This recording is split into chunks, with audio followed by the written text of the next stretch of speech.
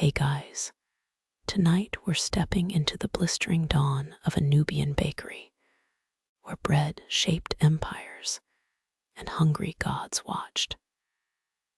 You stand ankle deep in flour-dusted sand, the air thick with charred barley, and a hint of date wine sweating through clay jugs. Pink-streaked skies stretch over mud-brick domes, their rounded backs huddled like sleeping camels.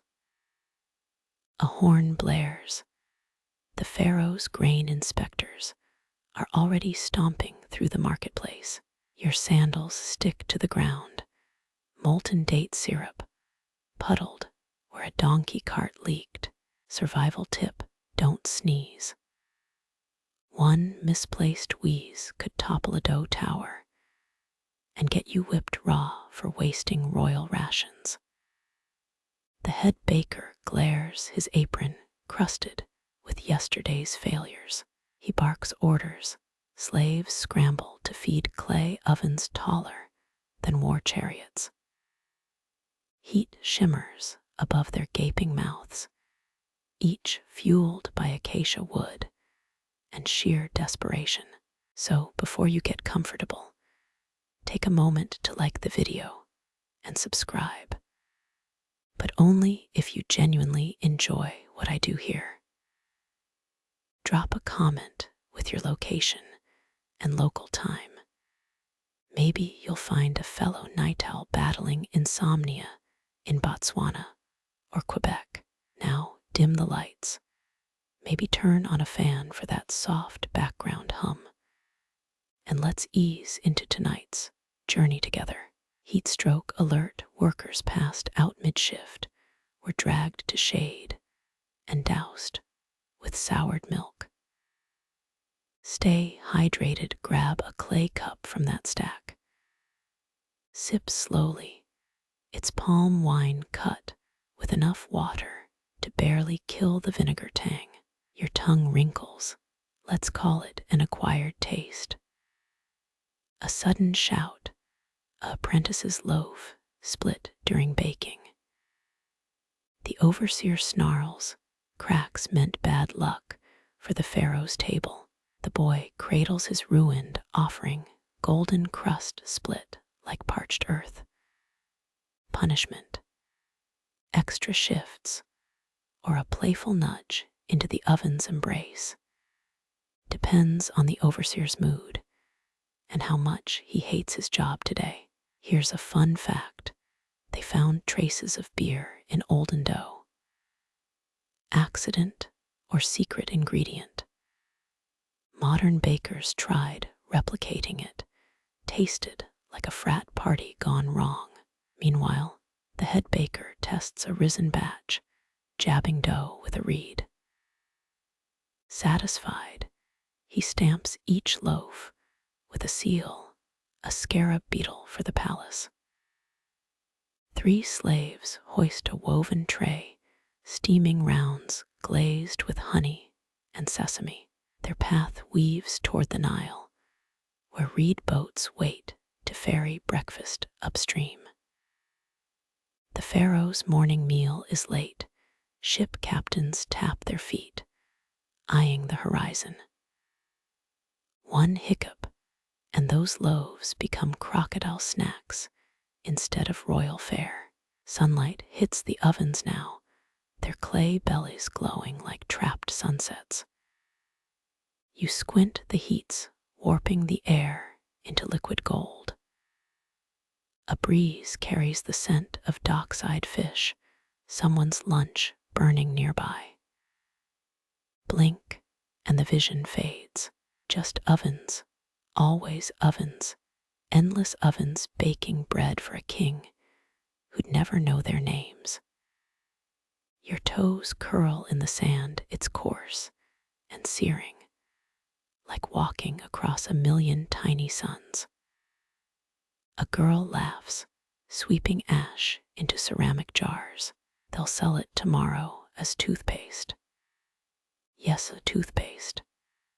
Ancient breath mint hack: mix ash with crushed mint and pray your gums don't bleed. Dust devils swirl near the date palms, fake oasis mirages for the sleep-deprived. Rub your eyes, the bakers haven't stopped moving since you arrived. Their shadows stretch, 12 hours baked into their stooped shoulders. The Nile shimmers ahead, a lazy crocodile yawns on its banks. You spot a hidden alcove, a prayer niche with blue faience beads. Workers left offerings here, bread sculptures of Bes, the dwarf god who guarded kitchens. One figurine's missing a foot. Maybe the baker ran out of dough or patience. Suddenly drums. The loaves are loaded, the boats cast off. You watch them shrink, golden dots swallowed by the river's glittering skin. Somewhere downstream, a half-awake Pharaoh dips bread into fig jam, never guessing the sweat burned into its crust. Your throat's dry again, reach for the wine jug. Too late, a gecko laps at the rim. Guess it's its turn to get tipsy. The sun climbs higher, bleaching the sky into a featureless blue dome. Footsteps echo time to move before the next shift arrives. You glance back. The ovens exhale a final smoky sigh.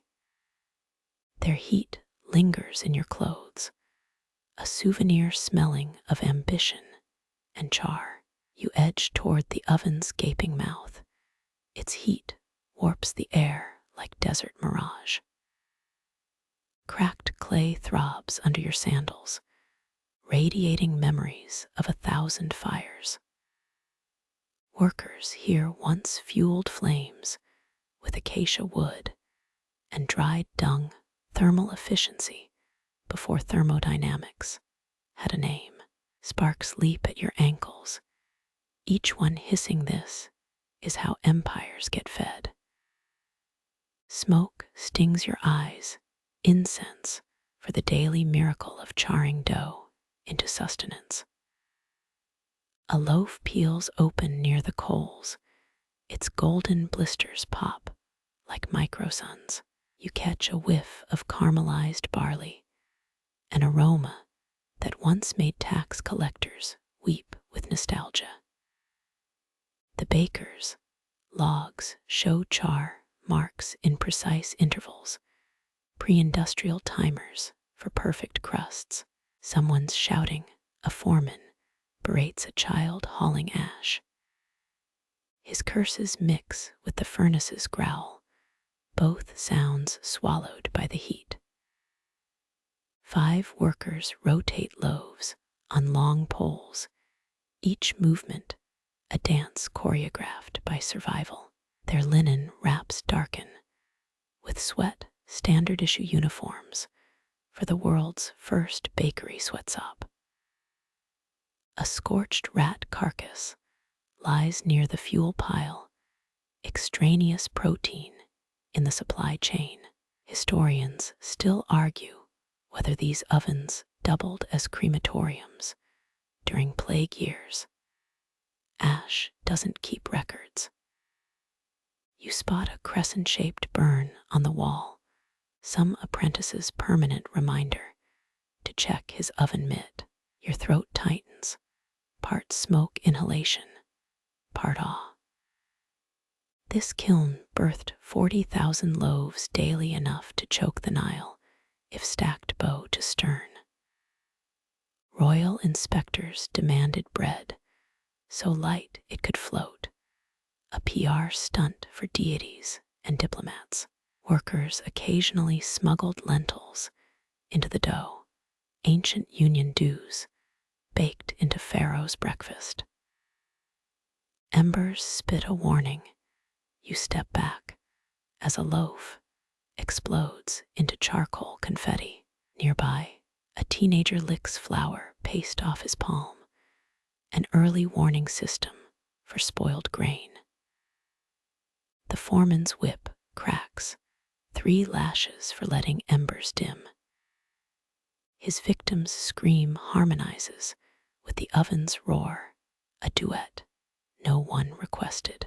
You notice fingerprints preserved in the clay rim, their owners' names erased by millennia of scrubbing. Modern ovens have thermostats. These had whispers and desperate prayers. A worker's sandal sole melts. He hops sideways, swearing in a dead language. The joke's lost to history, but his laughter bounces off the bricks. Dusk seeps in the night shift, arrives with torches and resignation. Their shadows stretch across the cooling slabs, 12-hour ghosts passing 12-hour ghosts. You pocket a shard of oven clay, its edges sharp as the line between hunger and hubris. The last ember winks out your exit cue. Somewhere downstream, a crocodile gulps floating bread scraps, eternal cleanup crew for mortal ambition. A clay bowl nudges your foot, its rim caked in something frothy and alive. Welcome to the fermentation hut, where flour and time do the tango. That foamy gunk, wild yeast wrangled from Nile breezes, the OG sourdough starter. Workers here guard their clay crocks like prisoners, each culture named after birth month gods. Drop your jar, and you've just killed Thoth's favorite pet. You dip a finger into the bubbling goo. It clings like liquid spiderweb. Backing sourdough isn't baking, it's hostage negotiation with microorganisms. The head brewer chants, while stirring turns out yeast foodie, was an actual priestly side hustle. Historians still argue whether these cultures were considered gods or just really high-maintenance pets. Midday heat makes the bowls belch. Your nostrils meet a stench between wet dog and victory. Workers toss in crushed dates, sugar bribes for their fungal overlords. One crock overflows. Its owner scrambles to knead the mess into dough before it walks off. They called this catching the yeast's mood, ancient gluten-based weather forecasting. A child sneezes into batch 12. The brewer shrugs. Extra flavor, apparently. Hieroglyphs on the wall warn against saying mold allowed bad luck, like whistling on a boat. Your sandal squelches in a puddle of starter. Congrats. You're now part of the recipe. Notice those lotus blossoms floating in the oldest crock. Secret ingredient or weevil deterrent. Scholars go back and forth. The head brewer winks, tells you they're for harmony. His assistant rolls her eyes when he's not looking. Sunset turns the room into a lava lamp, shadows pulse with each yeast burp. Someone's humming a harvest song, off-key, but the cultures don't mind. You spot a rat dragging a dough ball into a wall crack. 5-star rodent restaurant opening soon. Moonrise brings the tasting ritual. A dour man licks a crust, nods approval. Fail the test, and your starter becomes pig feed. Pass. Your loaf gets stamped with a scarab seal, carb-based passport to the afterlife. Dawn reveals the real magic. Puffy dough spilling over jars like edible thunderclouds. Fingers punch down the rise. A daily murder Pharaoh approved. Workers argue whether full moons make fluffier bread, the ancient equivalent of fridge temperature debates. A sneeze echoes from the storage room. 90% of Nile Valley colds started here. You pocket a dried starter chip, tourist swag, with a 4,000-year expiration date. Outside, donkeys bray at the smell. Yeast's perfume, stronger than temple incense. The head brewer wipes his hands, leaves a ghostly palm print on the wall. Future archaeologists will call it sacred art. You call it a bacterial crime scene. Either way, your breakfast owes this place a thank you note. You crunch across a gravel path, the yeasty stink of fermentation giving way to river musk. Reed boats belly up to the dock, their hulls creaking under barley's amber weight. Workers swarm like beetles, hefting sacks marked with Pharaoh's grinning scarab logo.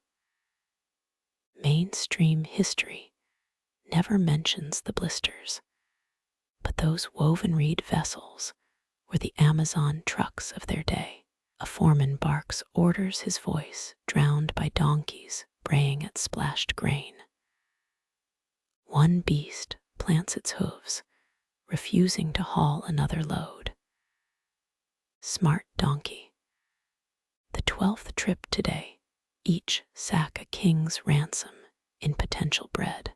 You glimpse mill houses upstream, their flat roofs squinting against the sun. But first, the river's whims.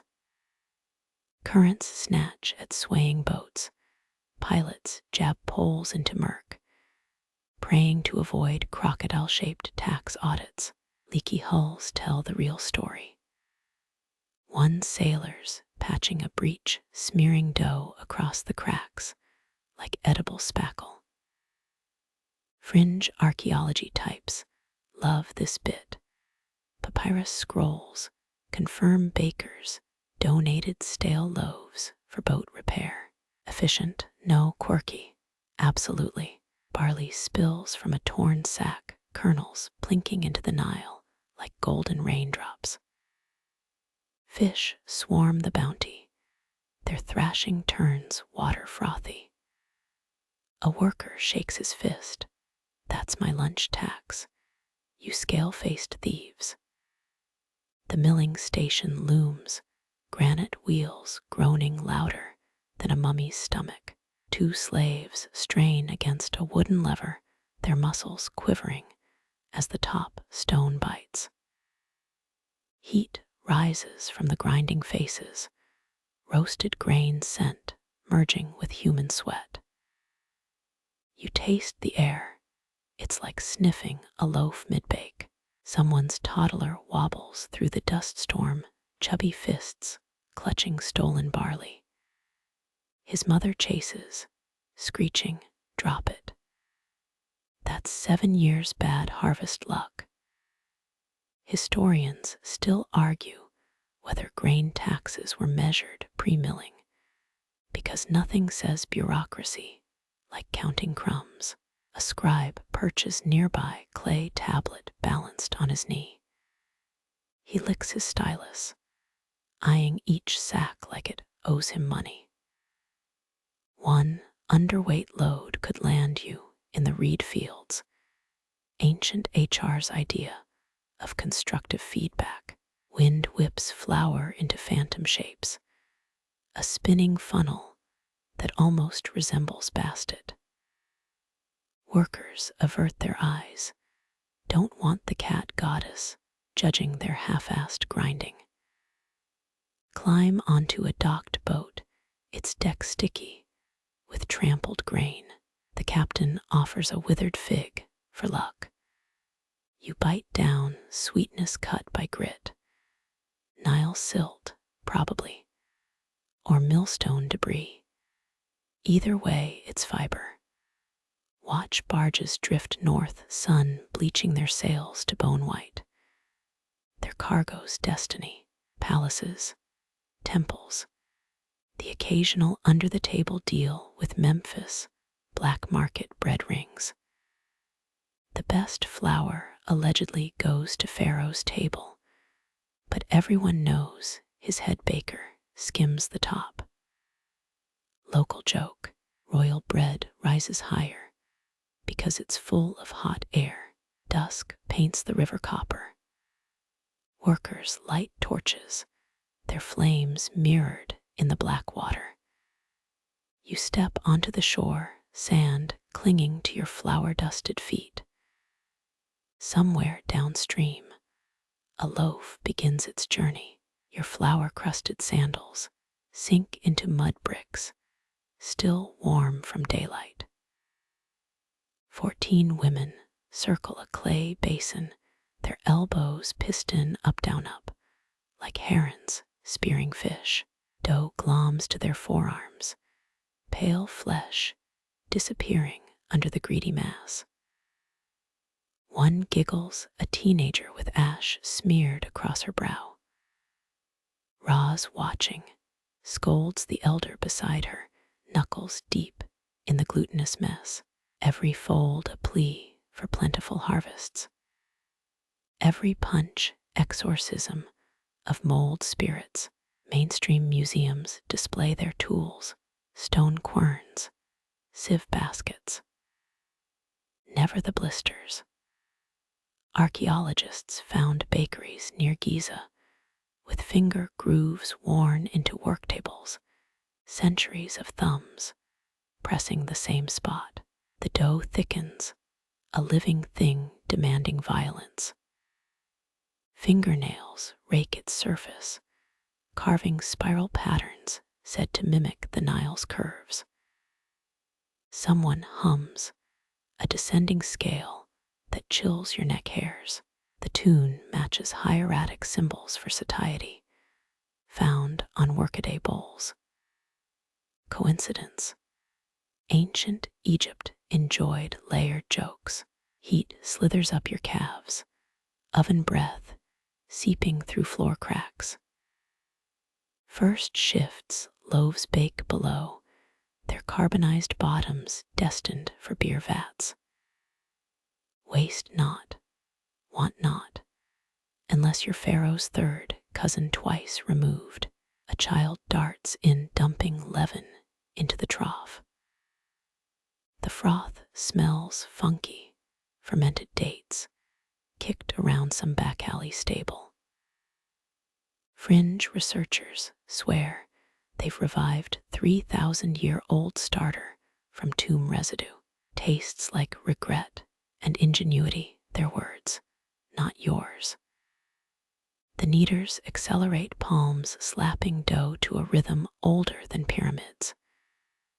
Sweat drips off chins, plopping into the mix. Salt of the earth meets salt of the brow. One woman flicks her wrist, flinging a dollop at the giggling girl. It sticks to the wall, a lumpy scarab shape.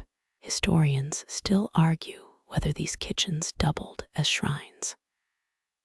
Proofs in the pudding, or rather, the bread. Amulets baked into dough scraps litter workrooms, tiny Horus eyes, and onks charred beyond recognition. Moonlight filters through reed mats, striping the dough's quivering skin. The elder mutters a prayer to T. Genenet, beer, and bread's lesser-known patron. A drunkard's goddess, some joked, until their fermentation vats spoiled. Fingers brush yours. A worker thrusts a dough wad into your grip. It squelches, too alive for comfort. You mimic their motions, push, fold, rotate, imprinting the loaf with beginner's shame. The elder tusks, her own creation, flawlessly dimpled like crocodile hide. Dawn approaches. Workers retreat to corner mats, flour sifting down as they sleep. One clutches a dough lump to her chest, dreaming of a son's hunger, a husband's absence, Ra's relentless gaze. Oven tenders arrive, scraping last night's offerings into the fire. Smoke curls through ceiling vents, carrying whispers to impatient gods. You unclench your fist, palm creases packed with dough goo. A baker's baptism, wash it off, and you insult a dozen deities. You trail the dawn procession, 12 servers gliding like ibises on a sandbar. Their lotus leaf trays sway, each cradling a single loaf, no bigger than your fist. Palace corridors, narrow guards, spears tap thudding against limestone to keep time. Left sandal, right sandal, left sandal, you match their march, until the throne room's gold leaf stings your eyes. The head server kneels, her tray held so still. Not a sesame seed trembles. 14 carnelian beads dangle from her wig each, counting a year of flawless service. Historians reconstructed these rites.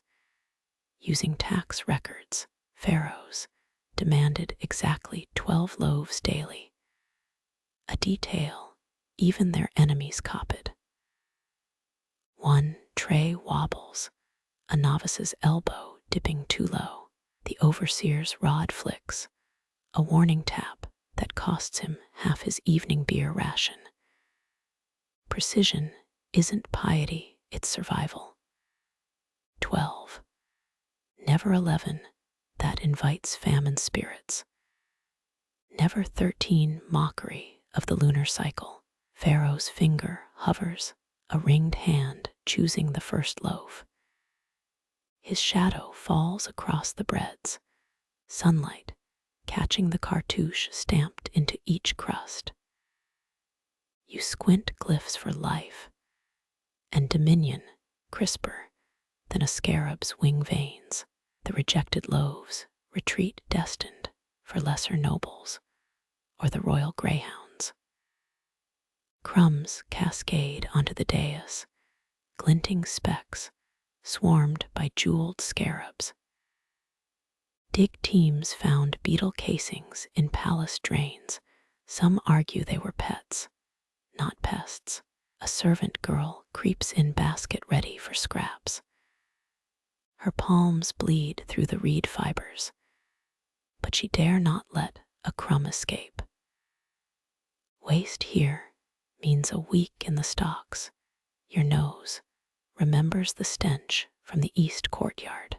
They mold faster than a liar's promise.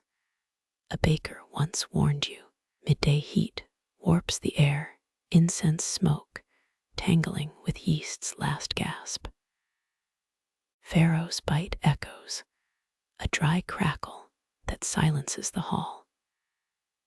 Crumbs cling to his collar's gold threads, a speckled constellation the cleaners will pluck one by one. The overseer counts aloud, each number hitting like a mallet on wet clay. 10, 11, 12. He exhales. Yearly audits have ended men for less. Historians still argue whether 12 signified the daylight hours, or just a baker's lucky guess. Shadows lengthen as trays empty, the server's backs damp with relief. One scarab struggles its cargo too large for iridescent legs. You resist the urge to nudge it, divine janitor's work without mortal meddling. In the kitchens, the tally sticks click, ebony notches ensuring tomorrow's count remains cursed perfect.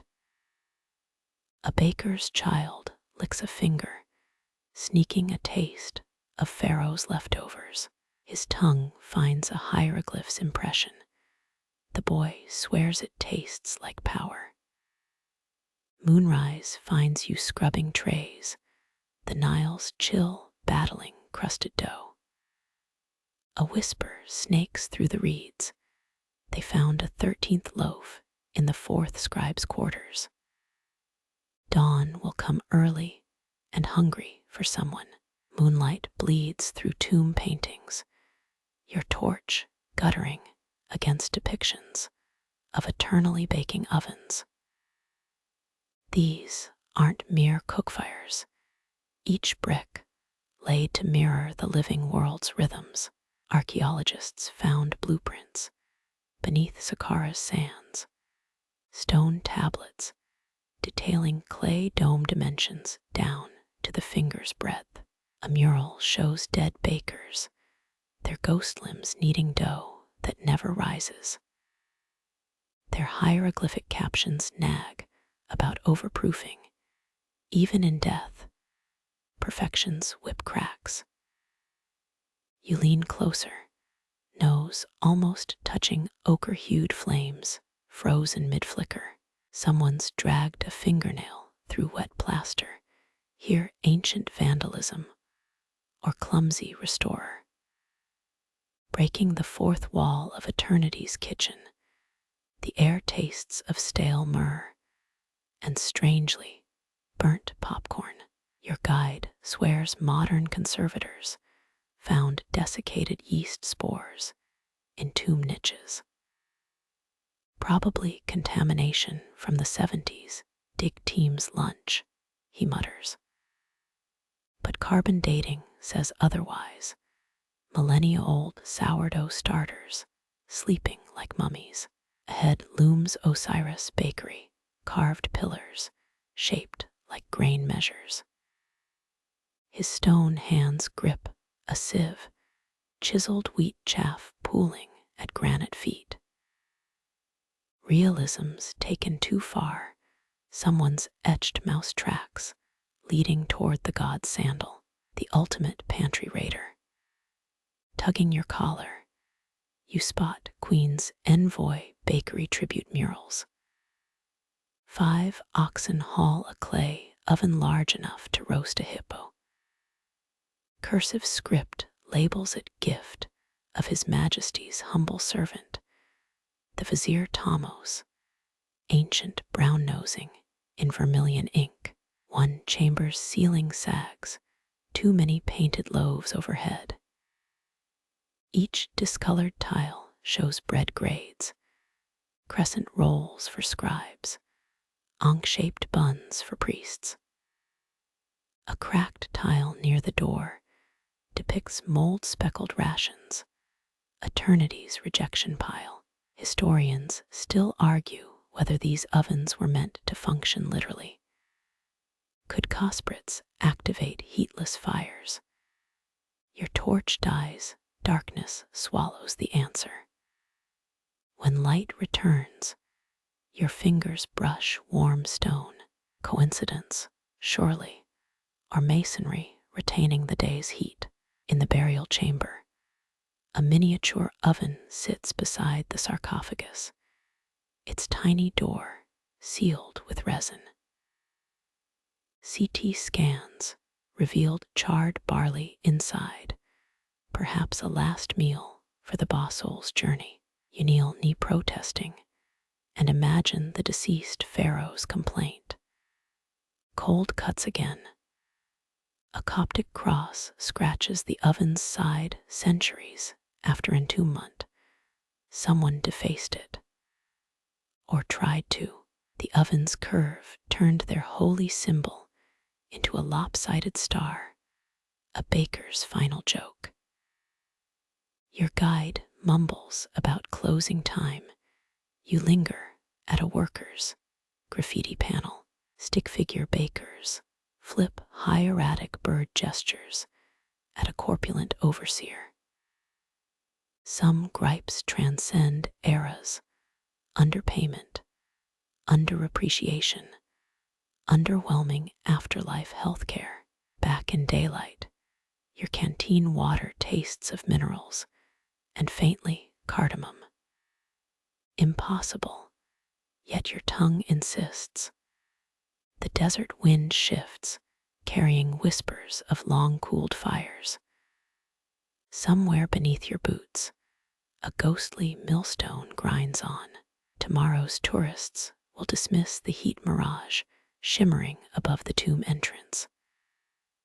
But you'll know, eternity's bakers clock in at dawn, preparing loaves no mortal mouth will ever taste.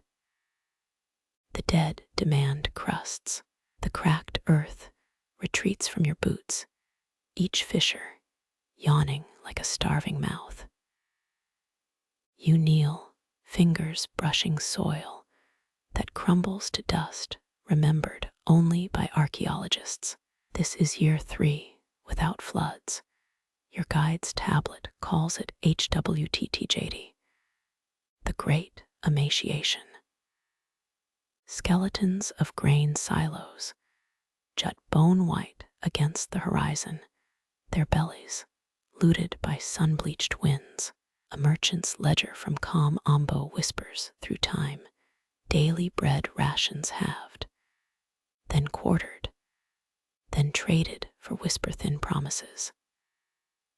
Historians count 37 pharaonic decrees about grain hoarding, all carved on limestone thicker than a vizier's conscience. You squint at the Nile's shriveled artery, silt islands rising like skeletal hands. Priests once called them Hapi's fingerprints. Now they're just bone knuckles punching through the surface. Children's laughter scrapes the air, sharp as flint. A girl gnaws papyrus roots near the riverbank, her teeth scraping fibrous pith from reed cores. It's not famine food folklore. Carbonized root fragments filled a Theban midden heap from a Menemhat I's reign. She spits bitter strings, her belly swollen tight against a dress of woven desperation. The Book of the Dead warned about hungry ghosts with inverted throats, but flesh and blood hunger screams louder.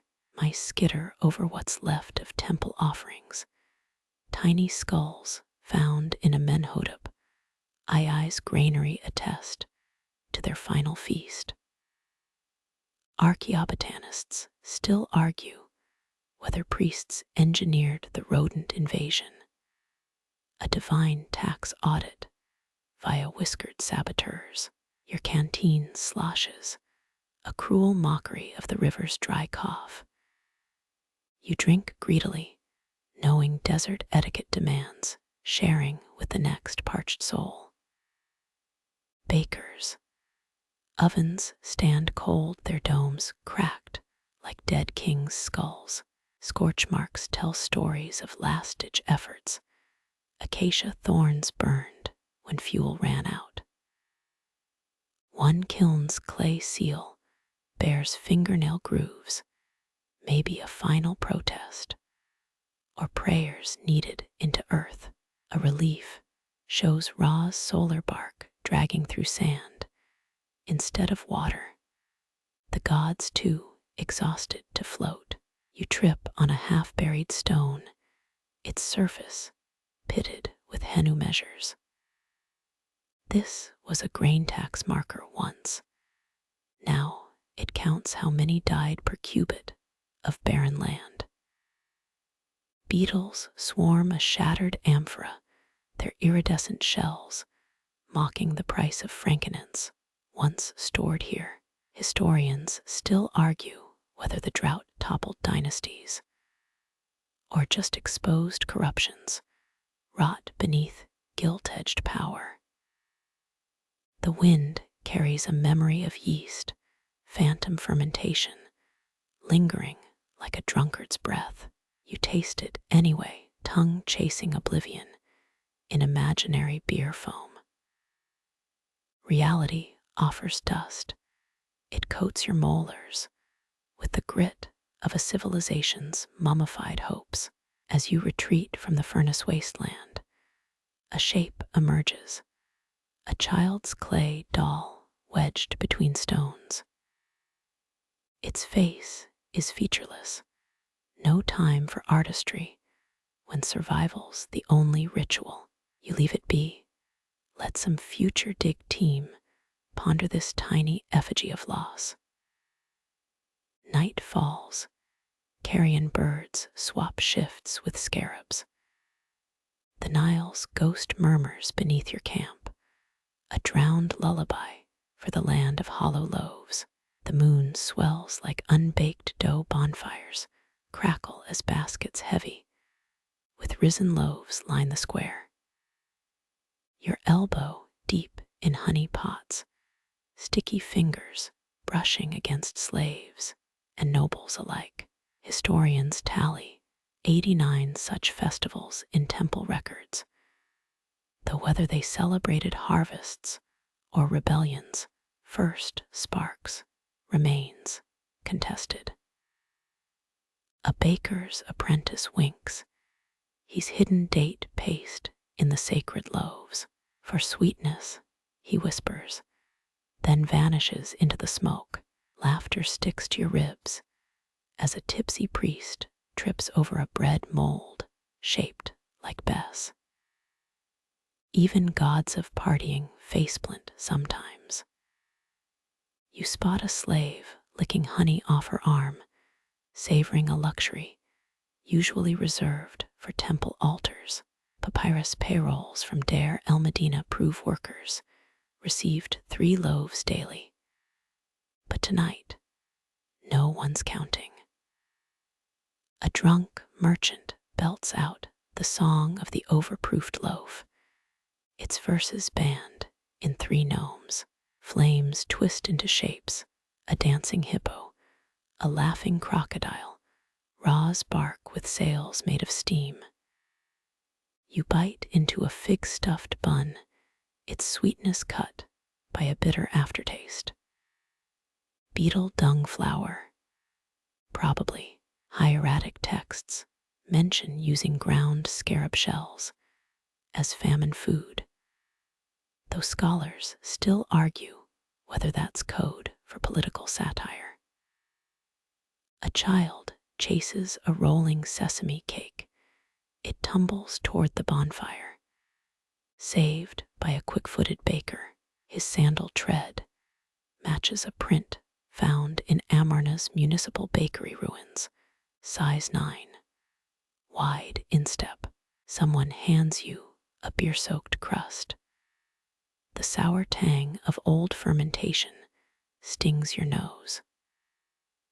Bread and beer combo events weren't just frat parties.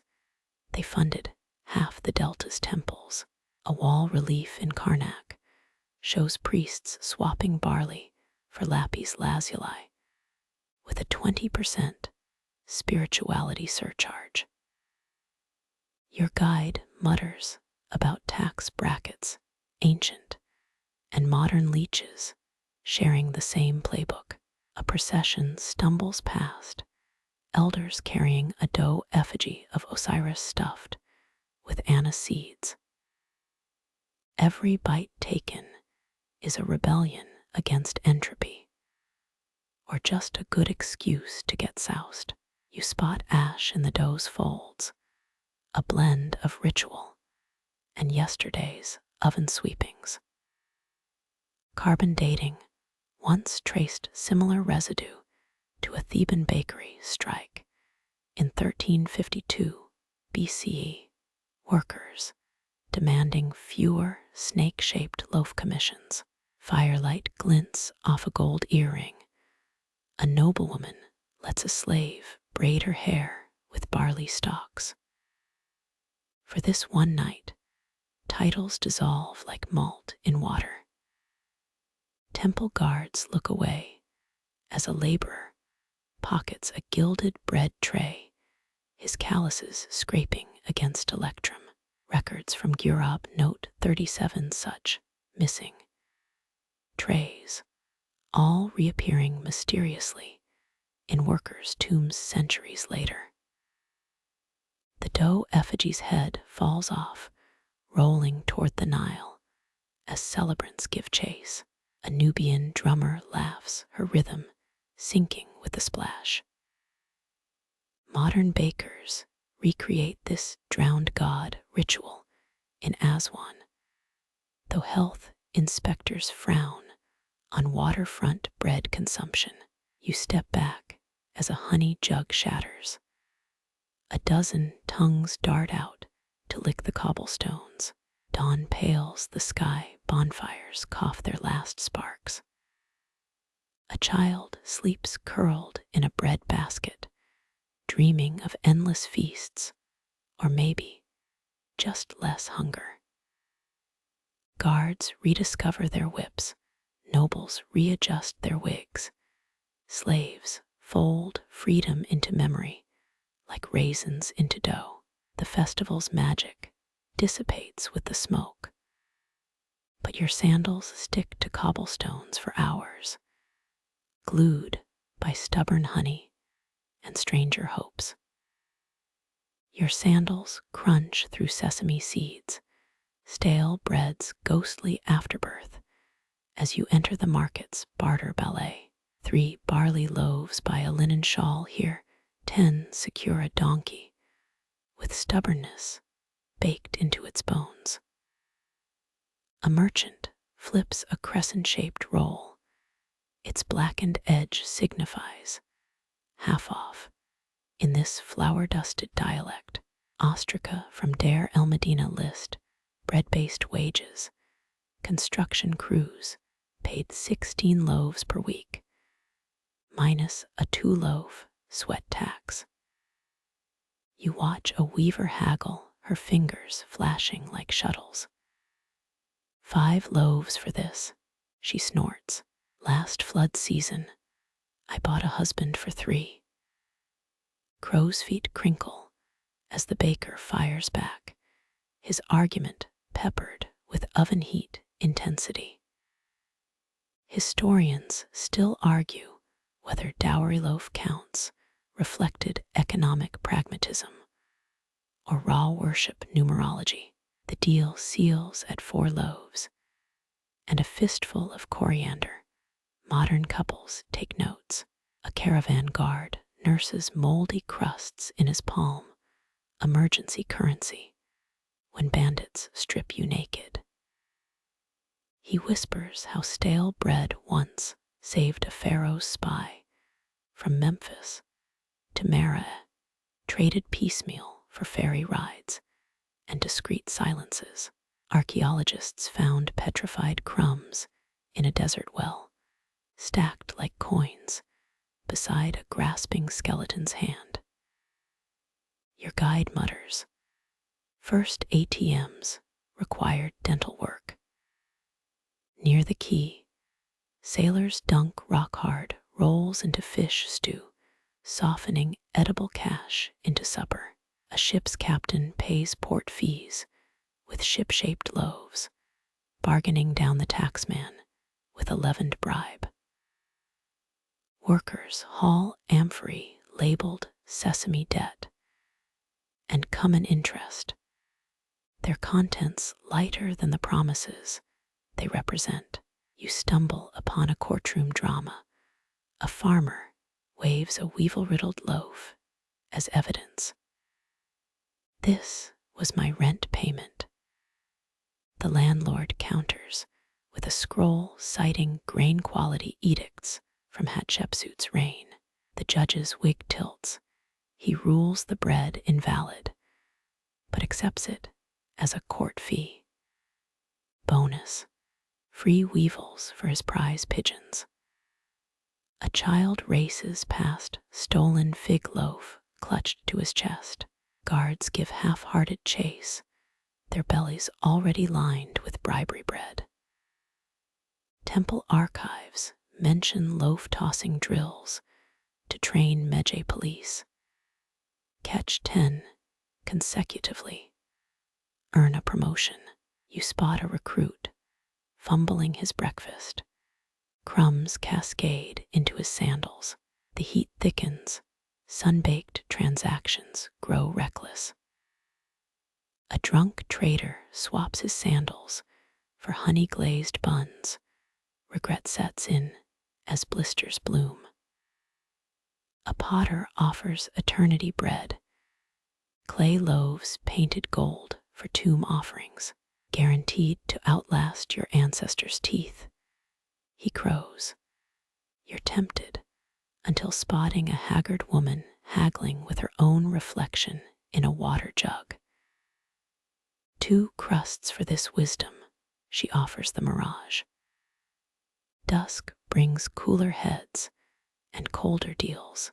A scribe audits a grain vault, his stylus ticking off loaves like prison sentences. In Thebes, a loaf's weight determined jail time for thieves. Each ounce bought a day's freedom. Your toes curl as a vendor tests scales with bread weights, carved limestone disguised as rye rounds. Starving dogs shadow merchants, their noses twitching at fiscal incompetence.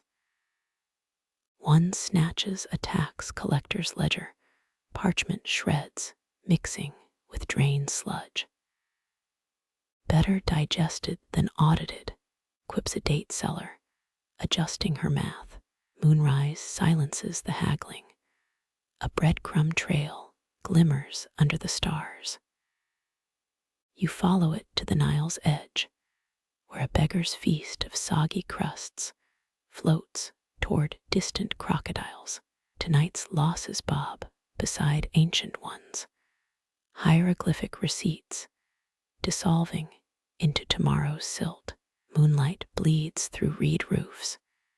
You slip into the shadowed bakery, where day's heat still clings to clay bricks. Women crouch in a tireless circle, their knuckles dimpling dough to the rhythm of a work song older than pyramids. Raw sinks, dough rises. They hum each verse, timed to 7 elbow-deep punches into the glutinous mass. Funerary papyri list, night kneader, as a registered occupation, 3rd most common cause of premature arthritis after farming and sarcophagus carving. A teenage apprentice dozes mid-fold her cheek, imprinted with wheat chaff patterns. The forewoman flicks water at her, drops, hissing on the oven's last embers. Roz, I won't close, she barks, the bakery's polite way of saying wake up or get baked. You spot Loaf, imprints on the girl's arms, raised welts mirroring the Pharaoh's seal. Some claim these marks warded off evil spirits. Others think bakers branded workers to track output. The dough groans as 50 hands wrestle it, a squelching chorus under starlight. An old-timer winks. You catch her tucking a reed flute into the rising mound. Keeps it fermenting honest, she insists.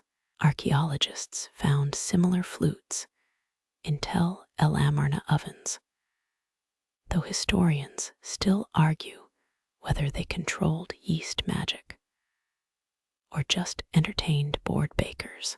Finger calluses rasp against clay bowls, a sound like papyrus being torn lengthwise. Each woman's rhythm differs the widow from a bidow's pounds, like a war drum. The coppersmith's daughter folds dough like delicate wire. Their ballads shift with the hours, dirges for Ra's departure. Limericks about the vizier's limp, lullabies for the yeast colonies. Your guide murmurs. 3rd verse always includes a recipe, if you know how to listen. Dawn threatens through cracks in the roof. The head baker enters clutching poppy tincture. Workers line up for their vigor boost, a dropperful to mute the screaming tendons. One rebel spit hers into the communal trough, later found passed out in a flour bin. Smile crusted with unbaked hope. Temple scrolls denounced this practice, unless performed by royally sanctioned pushers. The last batch balloons unnaturally, blistered knuckles and whispered hexes fail to deflate it. Foreign flour again, hisses the forewoman, the insult worsened by knowing Rome won't exist for another millennia. They stab the dough with bronze hooks, their curses now syncopated, desperate. Historians still argue whether grain imports caused kitchen revolts or just terrible bread. First sunlight licks the courtyard, workers stagger out like overproofed lumps. The forewoman tallies their wages in fingernail scratches on the wall, 3 marks per shift, redeemable for bread that'll mold before payday. A girl collapses into donkey feed, her snores sending chaff motes dancing in the early beams. You brush flour from your lashes. It tastes suspiciously like yesterday's ambitions. Morning bakers arrive yawning, their spotless aprons mocking the night crew's crusted rags. The shift change lacks ceremony, a slapped handoff of wooden paddles still warm from exhausted palms. As you exit, the forewoman offers a night loaf. Its dense center could stun a hippo. You decline politely. She shrugs, tossing it to a one-eared dog already wise enough to avoid day shifts. You follow the bread's journey upriver, past mud brick warehouses where royal pantry guards snooze upright, their spears propped against amphorae of dates. Morning sun glints off gilded loaf display racks, each crust stamped with Horus's falcon crest. You count 89 loaves, 88. One bears crescent-shaped punctures, oozing fig paste. A junior guard prods the damaged, offering his gasp echoes through 30-foot grain silos, where echoes have debts. Rats in the golden pantry becomes the libelous mural painted across the vizier's day.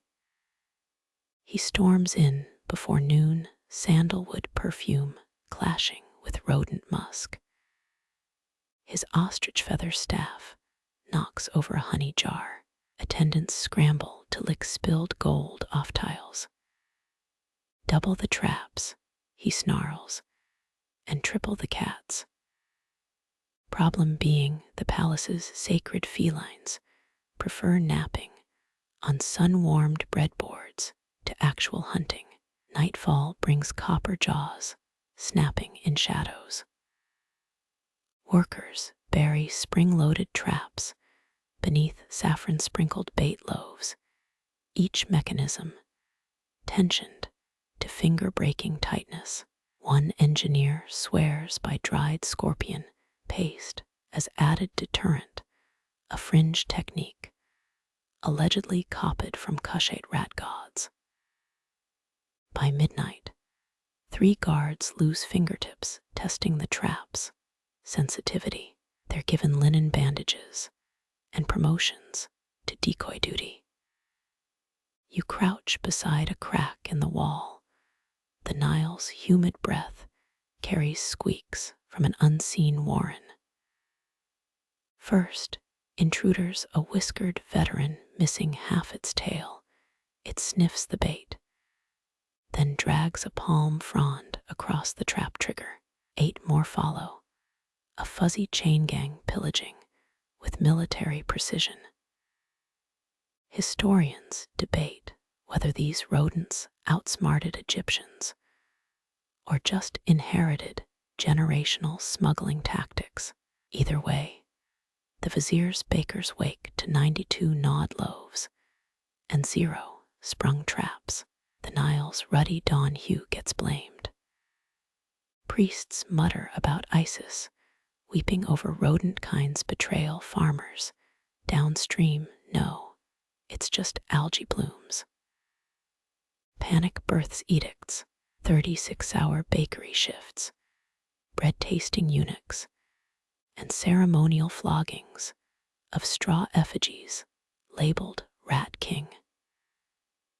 Workers whisper about a striped rodent scene leading the pack, twice the size of a Nile hare, crown-like markings on its brow. By week's end, 30,000 copper traps line riverbanks from Memphis to Aswan. The catch: 7,422 rats, 6 ibises, and 1 unlucky tax collector named Khafra. His widow sues the granary ministry. The case stalls when prosecutors find rat-gnawed scrolls in her husband's ledger. Meanwhile, palace meals feature twice-baked anti-rat crisps so hard Pharaoh chips a tooth jewel during lunch. Final insult: the sacred bread molds overnight, green fuzz forming the precise hieroglyph for stale. The vizier bans all grain shipments for 48 hours, a decree as effective as draining the Nile with a sieve. Black market barley loaves appear in alleys, wrapped in papyrus, scrawled with cheeky rodent caricatures. Workers barter moldy crusts for laughs. Nobles nibble smuggled goods while denying hunger exists. At dawn, a kitchen boy reports seeing the striped rat swimming toward Alexandria, an empire away in the future. The vizier orders its profile carved into curse tablets, which apprentices secretly sell as fertility amulets. Farmers later swear those talismans repel locusts. Historians still argue whether the Great Bread Heist collapsed morale or just highlighted how everyone hated the vizier's honey glaze policy. You exit through the granary's eastern gate, your sandal squelches something soft. A half-eaten fig loaf stares up, bite marks aligned like the Pleiades. Across the river, a fisherman's torch flickers, red as the dawn, red as the Nile, red as the vizier's untouched ledger where the real rodents feast. You wipe fig pulp from your heel and catch a scent that doesn't belong, cinnamon's earthy sweetness cutting through the Nile's mud-thick air. It leads you to a linen-wrapped bundle bobbing downstream, snagged on a scribe's abandoned fishing net. Inside 10 spice pouches, stamped with Cretan symbols. Their contents worth 2/3 a governor's yearly salary. A shadow moves upstream, a royal cook waist-deep in reeds, stuffing more pouches into a hollowed-out crocodile carcass. His breathing syncs with the river's current as he hums a Hittite lullaby. You know the penalty for smuggling foreign spices: a executioner's blade sharpened with Nubian sand. Yet here he kneads cardamom into Pharaoh's bread dough like it's his civic duty. The palace's spice logs list 47 cinnamon sticks this month, but scribes whisper of unmarked shipments hidden in mummy wrappings. One papyrus fragment claims Cleo, Patra's great-uncle, financed his coup with illegal saffron trades, though mainstream scholars dismiss this as Alexandrian gossip. What's certain: Egypt's ovens burned hotter for flavors beyond their borders. Dawn inspection reveals the baker's gamble: golden loaves glazed with tamarind and something greener. A kitchen slave licks her thumb, catches your eye mouths. Don't ask.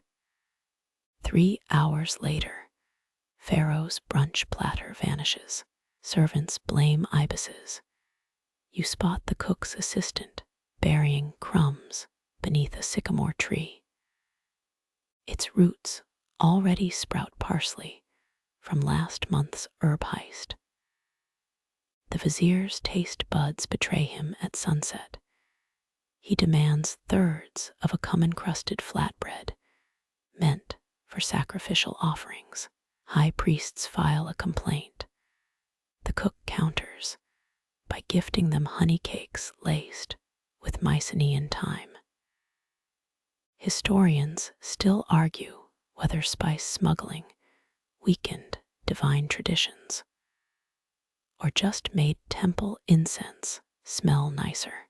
By midnight, the kitchen thrums with stolen flavors: rosewater from Persia, fermented fish, paste from Pontus, gray salt from beyond the pillars of Heracles.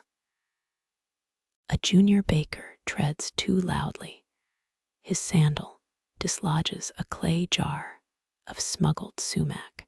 The crash echoes like a tomb seal slamming shut. Guards arrive armed with leashed mongooses and outdated pantry scrolls.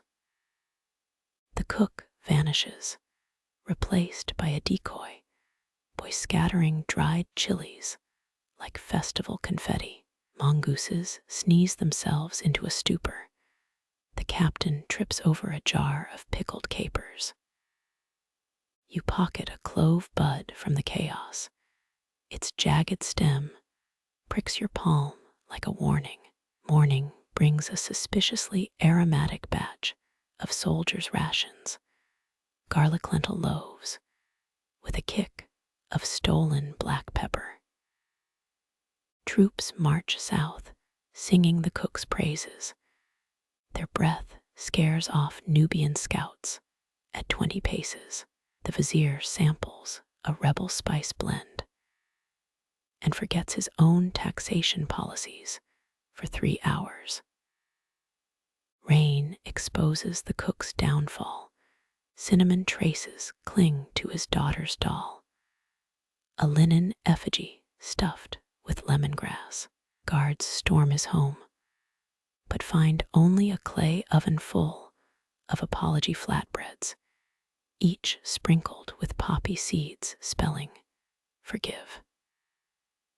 The judge sentences him to feed Pharaoh's war lions, but big cats hate turmeric. He's back kneading dough by solstice. You depart as moonrise gilds the baker's courtyard. Their new recipe wall features a charcoal sketch of a laughing merchant sailing west. Beneath it, 2 words smeared in olive oil: send more. The Nile answers with a breeze carrying ghost mint and distant thunder.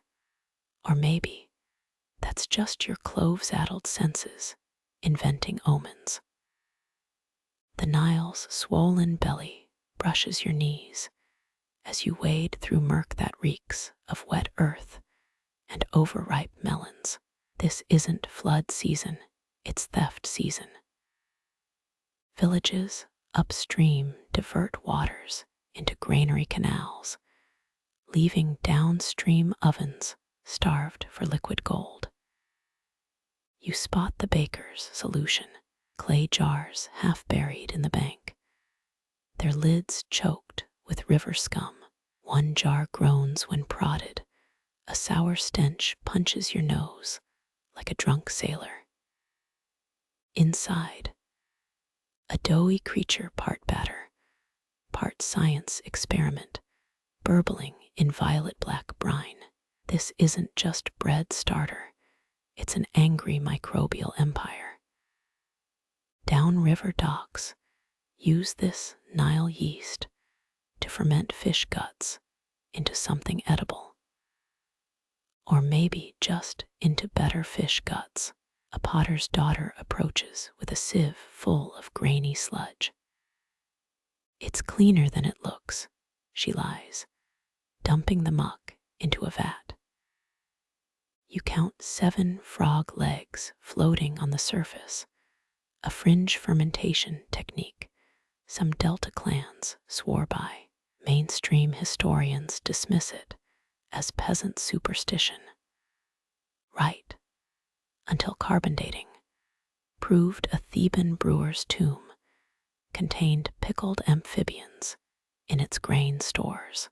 The real magic happens upstream. Dough pots dangle from papyrus rafts, submerged just deep enough for Nile's hidden microbes to work.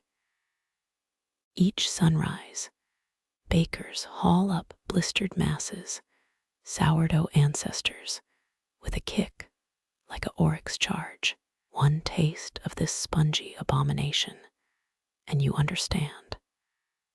Civilization began because humans were desperate enough to eat anything that didn't eat them first. You find a baker's journal wedged between jars. 3 consecutive entries just say "still alive" in hieratic script. Later pages diagram mold patterns, worshipped as daughter of Khnum. Priests hated that claimed only temple-blessed yeast could touch Pharaoh's table. Their solution: burn entire villages, starter jars, during annual purity festivals. Archaeologists still find charred clay shards with microbial residues older than some dynasties. Nightfall reveals the black market. Shadowy figures trade starter cultures in reed boats. A one-armed man offers Cleopatra's own ferment, scooped from a goat bladder. It smells suspiciously like Alexandria's sewage canals. You decline. He shrugs, chugs the sludge, and survives. Barely.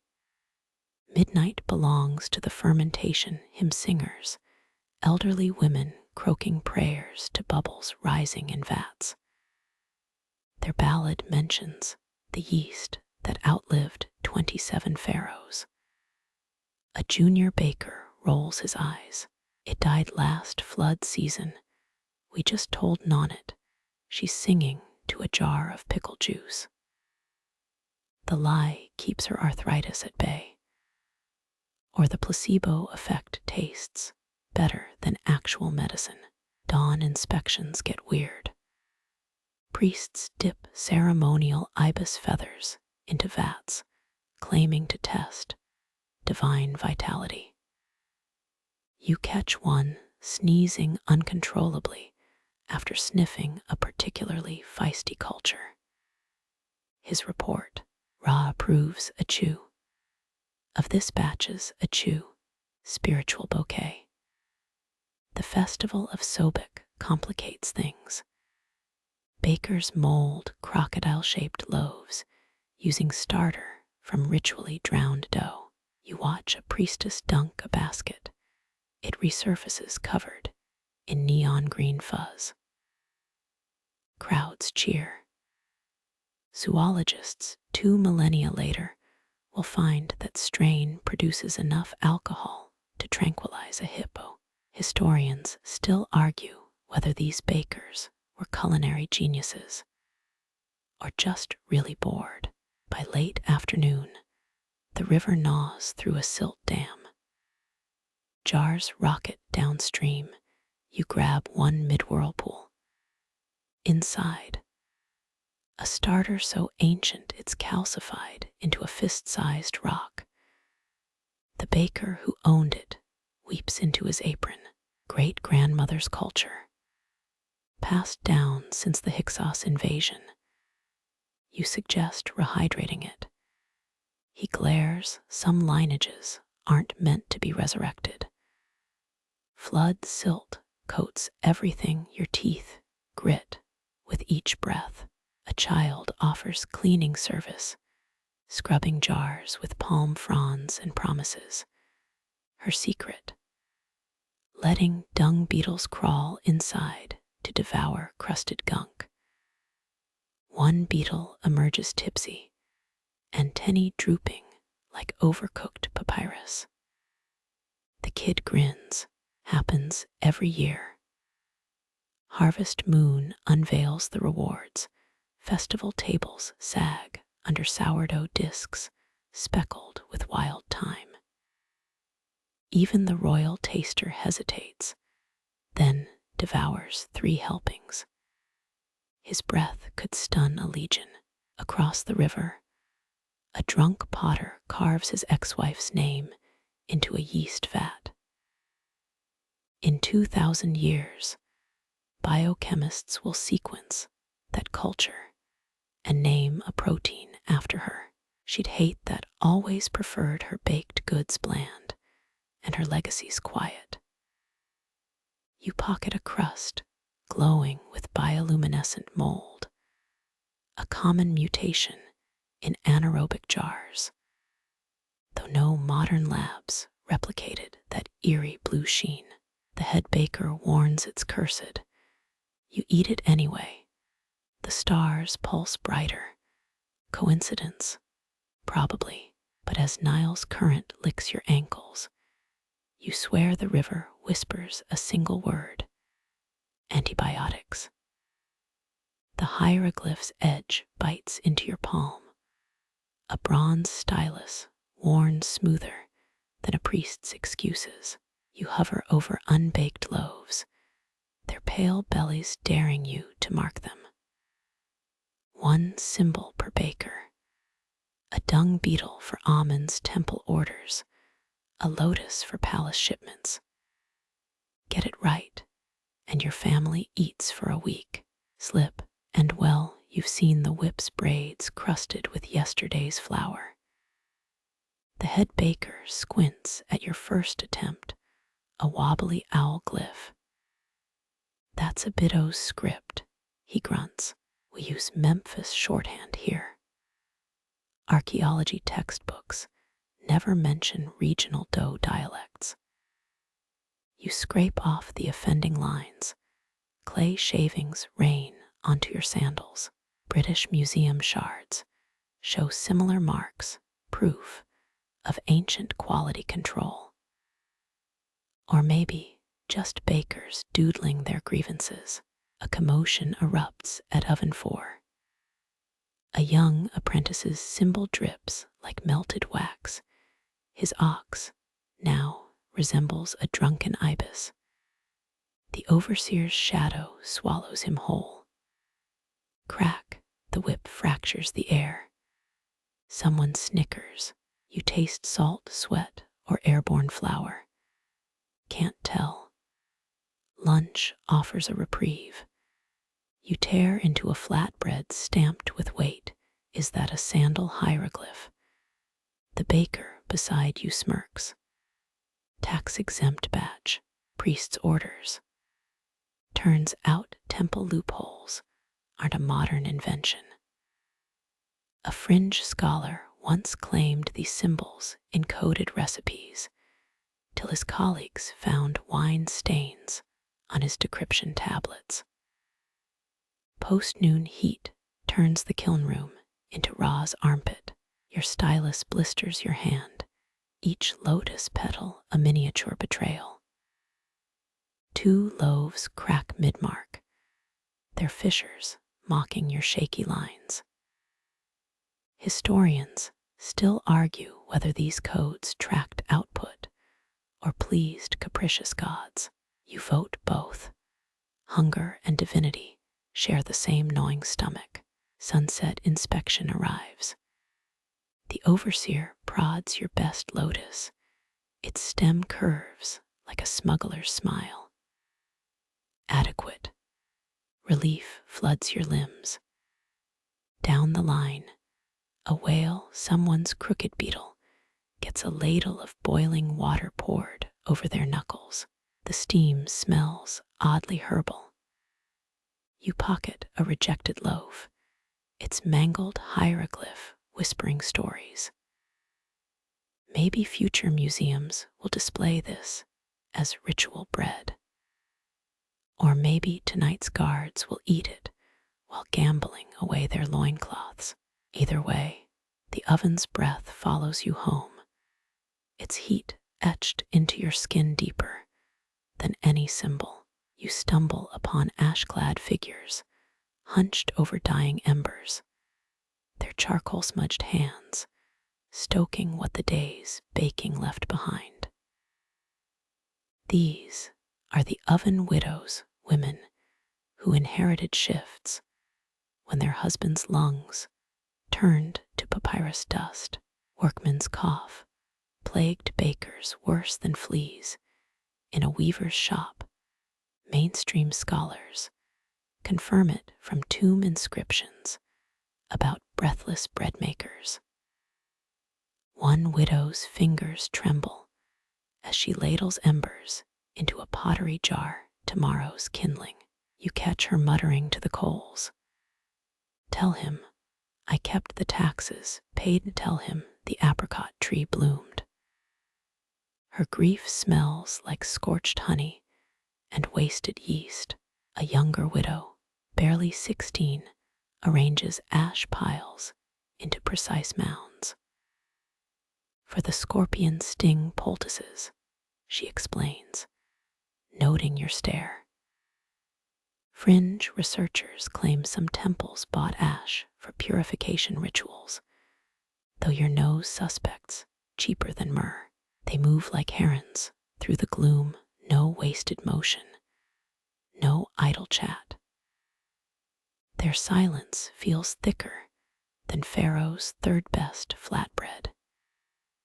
Historians still argue whether these women were revered as keepers of sacred fire or shunned as walking bad luck. Tonight, they just look tired. You spot a mural fragment underfoot, its pigments blurred by centuries of soot. A man offers bread to a goddess, or maybe he's choking on oven smoke. Hard to tell. The eldest widow offers you a cinder cake, charred dough stuffed with figs. "Eat," she croaks, silences the dead's nagging. It tastes like regret and someone's lost spice blend. You chew slowly.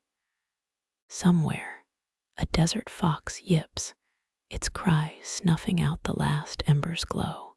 Your teeth keep grinding cinder cake, grit, as dawn stains the river, its waters still slick with last night's beer spills. Welcome to barley's civil war, where every grain must choose. Fuel the loaf or ferment the brew.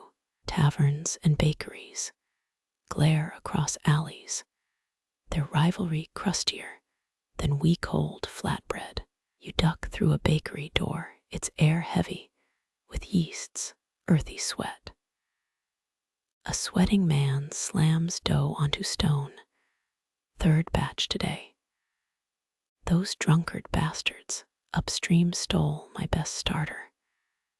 Turns out breweries borrow bakers' yeast, a theft as old as the Nile's first flood. Downriver, a brewer's apprentice spills froth into your hand. It bubbles like a gossip's laughter. Tastes like yesterday's bread, eh? He's not wrong. Hieroglyphs confirm brewers used baker's dough for fermentation. Mainstream texts call it the foamy loaf method. But here's the kicker. Some temple scrolls hint at barley divorce. Villages apparently split grain stores mid-harvest, half for ovens, half for vats. Your guide winks. Still happens in Upper Egypt. My cousin's wedding had 2 altars, one for beer, one for bread. The feud turns literal at dusk. A baker chucks stale rolls at passing brew haulers, their donkeys braying through the crumbs. Someone shouts about hoppy heresy. You pocket a sesame-studded missile later. It pairs nicely with date wine. Ever heard of bread-based contraceptives? A papyrus in Berlin recommends soaking barley cakes in fermented honey, inserted to block Jeb's seed. Modern scholars call it nonsense, though you notice the brewer's daughter sidestepping a certain baker's son. Watch where you step. Alcohol-slick cobblestones double as communal breadboards. A drunk tramples half-risen dough, his sandals sticking to the glutinous mush. "I've made a sacrifice," he slurs. The baker replies with a paddle. The smack echoes like a clapped hymn. Historians still argue whether taverns secretly funded grain silos or just stole flour when the guards napped. Tonight's evidence: a brewer's cart smells suspiciously of royal sesame oil. You spot a child trading fig buns for beer dregs, breakfast of the working poor. His mother yells from a rooftop, "That's how your uncle lost his teeth." He sips faster, priorities intact. The ovens dim as moonrise oils the river. Tavern lamps bloom like drunken stars, their glow catching on a dozen hidden deals. A baker slips coins to a brewer. For the good yeast, not that river's come batch. As night's yeast rises, you finally understand this isn't a feud, it's a dance. Without bread, the beer turns sour. Without beer, the bread lacks soul. The Nile whispers secrets to both, but never the same one twice. Your sandal crunches something in the dark, a hardened beer loaf, abandoned and petrified. Pocket this fossilized snack. Centuries from now, it'll baffle museum curators and taste exactly the same. You wake to hammering, a bronze fist battering the bakery door. Dawn's light slices through flour-clouded air. There he stands. Royal Inspector Nak Tefmut. His linen headdress gleams whiter than the Nile's foam. Your oven's smoke already flecking its edge. "Seal broken," he rasps, pointing at the Pharaoh's clay stamp on your grain jar. His fingernail filed to a scribe's point digs into your latest loaf. Crumbs cascade like golden sand. Section 4, Article 12. Crust thickness deficient by 2 barley corns. You swallow a laugh. The man measures bread fractions, but his ledger's cords dangle serious, coiled like asps ready to strike. Historians confirm inspectors carried copper rods to gauge oven temps, mainstream stuff. The quirk: rumor says they trained on sun-baked bricks first, earning calluses before titles. Your neighbor's voice floats through the wall, a desperate whisper. Offer the Sidonian honey. Too late. Nak Tefmut's nostrils flare at your cooling rack. One underdone roll winks pale amidst golden brethren. He inhales, the sound of papyrus tearing. Substandard goods for the living God's table. Penalty, 20 deben, or your right hand. Your coin pouch hits the counter before his breath finishes. Silver shekels clatter the universal language of bureaucratic mercy. His ledger snaps shut smoothly, no sibilance here, just the sweet hiss of corruption. Debate rages whether these visits upheld quality or just funded vizier vacations. Tonight's proof: his sandal straps glint with lapis lazuli above a scribe's pay grade. A child's giggle erupts above your daughter perches on flour sacks, mimicking his stiff gait. Nak Tefmut's glare softens. He tosses her a date-stuffed roll. For silence and sticky fingers. Outside, Donkeys bray as his retinue moves on. The head porter winks. You recognize yesterday's beer trader. Even Pharaoh's enforcers aren't immune to barley's twin temptations. Sunlight now warms the defective loaf. You take a bite, still warm, still perfect. The report left behind glows on your counter. Its hieratic script curls like oven-blackened edges. All praise to the baker of bakers. Your sandal crunches something, a lappy's bead from the inspector's strap. Tuck it behind the ledger.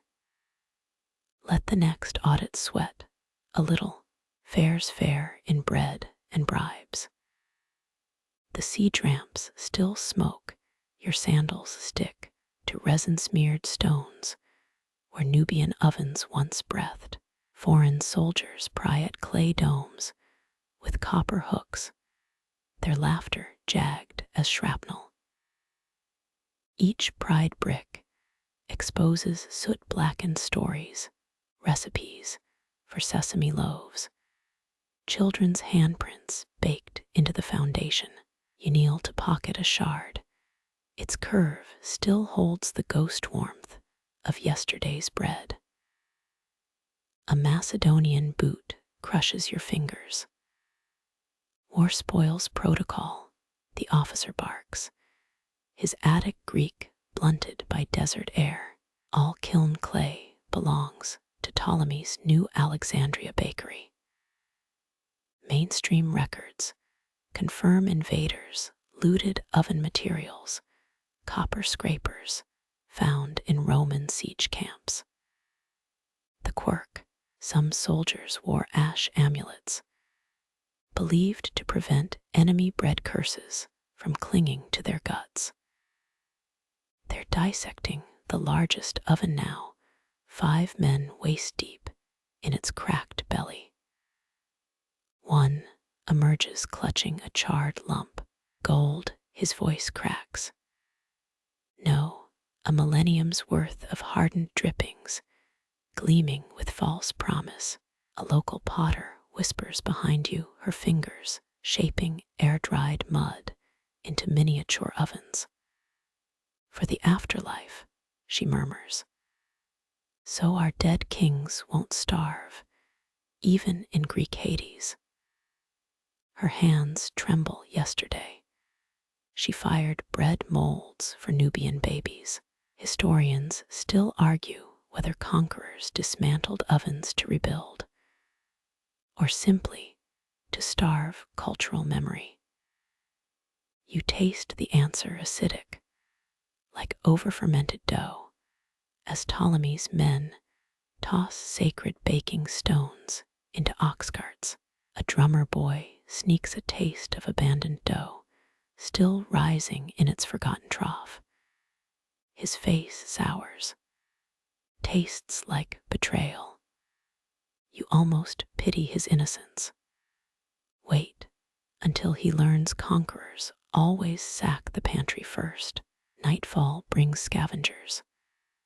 Women sift ashes for unburnt barley, their silhouettes hunched like hieroglyphs of hunger. A child finds the oven god's clay figurine, now headless. She licks its honey-glazed feet, sweetness outliving empire. You spot the baker's widow, last survivor of her guild. She rubs ash into her silver-streaked hair, chanting old levination spells. The foreign sentries mock her, until their torches inexplicably die. Dawn reveals the oven's true plunder. Without their heat, the valley's wind turns predatory, gnawing at lungs, stealing breath songs from laundry lines. Even the Nile seems sluggish, as if mourning its lost bread barges. A Macedonian officer offers you a deal. Teach his cooks to make Nubian flatbread. Keep one oven standing. Your refusal comes with a backhanded smile. Let them choke on their own unsalted crusts. As you leave, a scarab beetle pushes a dung ball past broken kiln bricks. Nature's little baker, still at work. You toss it a crumb from your hidden pouch, ancient grains for eternal labor. The widow's ash-streaked face flickers in your periphery. She's rebuilding an oven from stolen fragments, mud, and defiance, binding each brick. Foreigners may own the clay, but fire remembers its first love. The widow's stolen brick oven glows by midnight, its uneven mouth belching date palm smoke. You catch the scent, caramel tang cutting through char. Not honey, not fig. Tamarind pulp stolen from the royal storeroom bubbles in a slave's clay pot. Her calloused finger dips into the sticky gold. A thimble's worth in each loaf, she whispers. The sweet sour glaze gleams like betrayal. Pharaoh's tasters will miss it until they crave it. Dawn reveals the ploy. Bread for the royal table glistens unusually. No one admits to adding the forbidden fruit. Historians note palace records mentioning honey tamarind, confiscated from a merchant caravan in year 12 of Amenemhat III's reign. The quirk, hieroglyphs show kitchen slaves wearing amulets shaped like tamarind pods, possibly to avoid poetic justice. Pharaoh's bite halts mid-chew. His jaw works the unfamiliar zest, a flavor too alive for Egypt's controlled palate. Servants freeze as he licks crumbs from his signet ring. Again, he rasps. The demand sparks panic in the bakery. You witness the midnight scramble, slaves grinding stolen pods with onyx mortars. Their laughter trembles. Each sweetened loaf is a tiny revolt, a king's addiction forged in secret. They call it the people's honey. As blades nick their fingers, guards raid the granaries 3 moons later, axes splintering tamarind jars.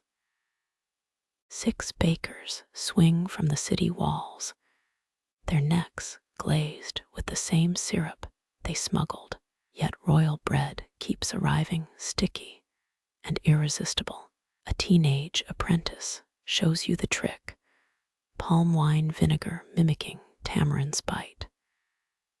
They'll outlaw sourness next, he sneers, kneading resentment into dough. His joke drowns in the crackle of the oven. Historians still argue whether the flavor rebellion was deliberate or just hungry slaves tasting as they worked. You find truth in the ratio, 3 parts sabotage to 1 part happenstance. The widow's oven births chaos. Nobles bribe bakeries for the cursed loaves. A vizier's wife wears tamarind resin as perfume. Even charioteers dunk military rations in fruit mash, their shields sticky with defiance. Pharaoh's decree arrives baked into clay tablets. Death for tamarind possession. The law tastes hypocritical. Scribes stamp the edicts using ink laced with well. Let's just say the Nile's rats grow unusually bold that season. You pocket a rebel recipe scrap, 6 lines of hieratic script, hidden in a mummy's bandage. The ink smells of fermented fruit and desperation. This copy will outlast the boy king's tomb, unread, but aching. Watch as a slave drops a tamarind seed into the royal cistern. It sprouts within weeks, a spindly sapling stretching toward Ra's gaze. Guards uproot it, but not before a scribe sketches its leaves for posterity. Moonlight reveals the rebellion's currency. Traders hoard pods beneath false-bottomed grain sacks. Each sale requires a blood oath, and a bite of bread so sour it makes teeth weep. The widow dies clutching a charred loaf, glaze crystallized into amber armor. Mourners scatter tamarind shells on her burial shroud. Foreign scholars will later misidentify them as ritual beetles in excavation notes. Pharaoh's obsession outlives him. His mummified gut contains traces of the fruit. Analysts will call it post-mortem offering. Liars. You saw the panic in his embalmer's eyes and the sticky fingerprints on the funeral linen. Last survivor of the baker slaves limps past you, his brand still raw. He spits into the Nile. Let's see them tax our spit. The water sizzles where it lands, or maybe that's just the sun playing tricks. By inundation season, every third child's name contains the tamarind glyph. Temple priests scratch it out, but it returns in market graffiti and lullabies. Some rebellions bake slower than others. You depart as dawn gilds the widow's rebuilt oven. A single tamarind pod roasts in the embers, its smoke curling into a hieroglyph even the gods can't censor.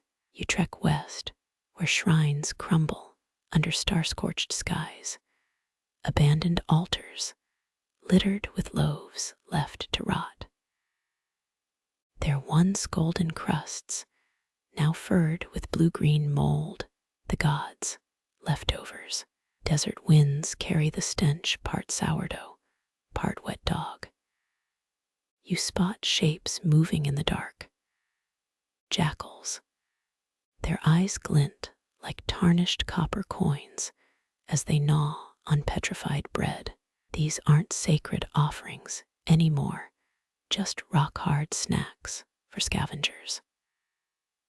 Priests once placed fresh loaves here daily, until mid-level bureaucrats rerouted temple grain to fund a war elephant corps. True story. Check any Ptolemaic tax scroll. A papyrus fragment flutters against your ankle. It lists 37 types of ritual bread and mold coverage, not included. You smirk at footnote 9. If beetles infest consecrated loaf, replace before sundown or face Thoth's arithmetic wrath. Crunching sounds startle you, not teeth on crust, but footsteps. A priestess shuffles past, her offering basket overflowing with sand. Ra prefers metaphorical bread now, she mutters. Fewer carbs. Her joke dies in the heat. Historians still argue whether these moldy loaves were acts of devotion or bakers dumping inventory past its prime. You lean toward laziness. That one loaf over there still has a 30% off ostrakhan tied to it. The jackals disagree. A pup rolls in powdery blue mold, sneezing happily. Turns out Penicillium aegypticus makes canines frisky, a fringe theory from a 1997 Cairo vet conference, not peer-reviewed, but watch that jackal lick its own shadow. You kneel beside a shriveled offering. This loaf wore gold leaf once. Now its surface mimics a pharaoh's mottled skin. Touch it, and centuries flake away like stale crumbs. A nomad's voice rasps behind you. They forget bread. We remember hunger. His sandal taps a cracked amphora. Inside, millennium-old wheat germs float in vinegar. Best before 132 BCE, you quip. He doesn't laugh. Moonlight exposes graffiti on a shrine wall, stick figures tossing loaves at a duck-shaped god. Archaeologists will spend decades debating if it's satire or someone's bad trip after eating psychotropic mold. Heat warps the air as dawn approaches. The jackals retreat, each carrying a crust trophy. One pauses to pee on a hieroglyph meaning eternal sustenance. Message received. You pocket a mold-speckled crumb. It'll pair nicely with that mummified olive in your desk drawer. The ultimate ancient charcuterie board. If you ignore the botulism risk, wind uncovers a child's clay toy oven beneath the sand. Miniature loaves still sit inside, painted with hematite rouge.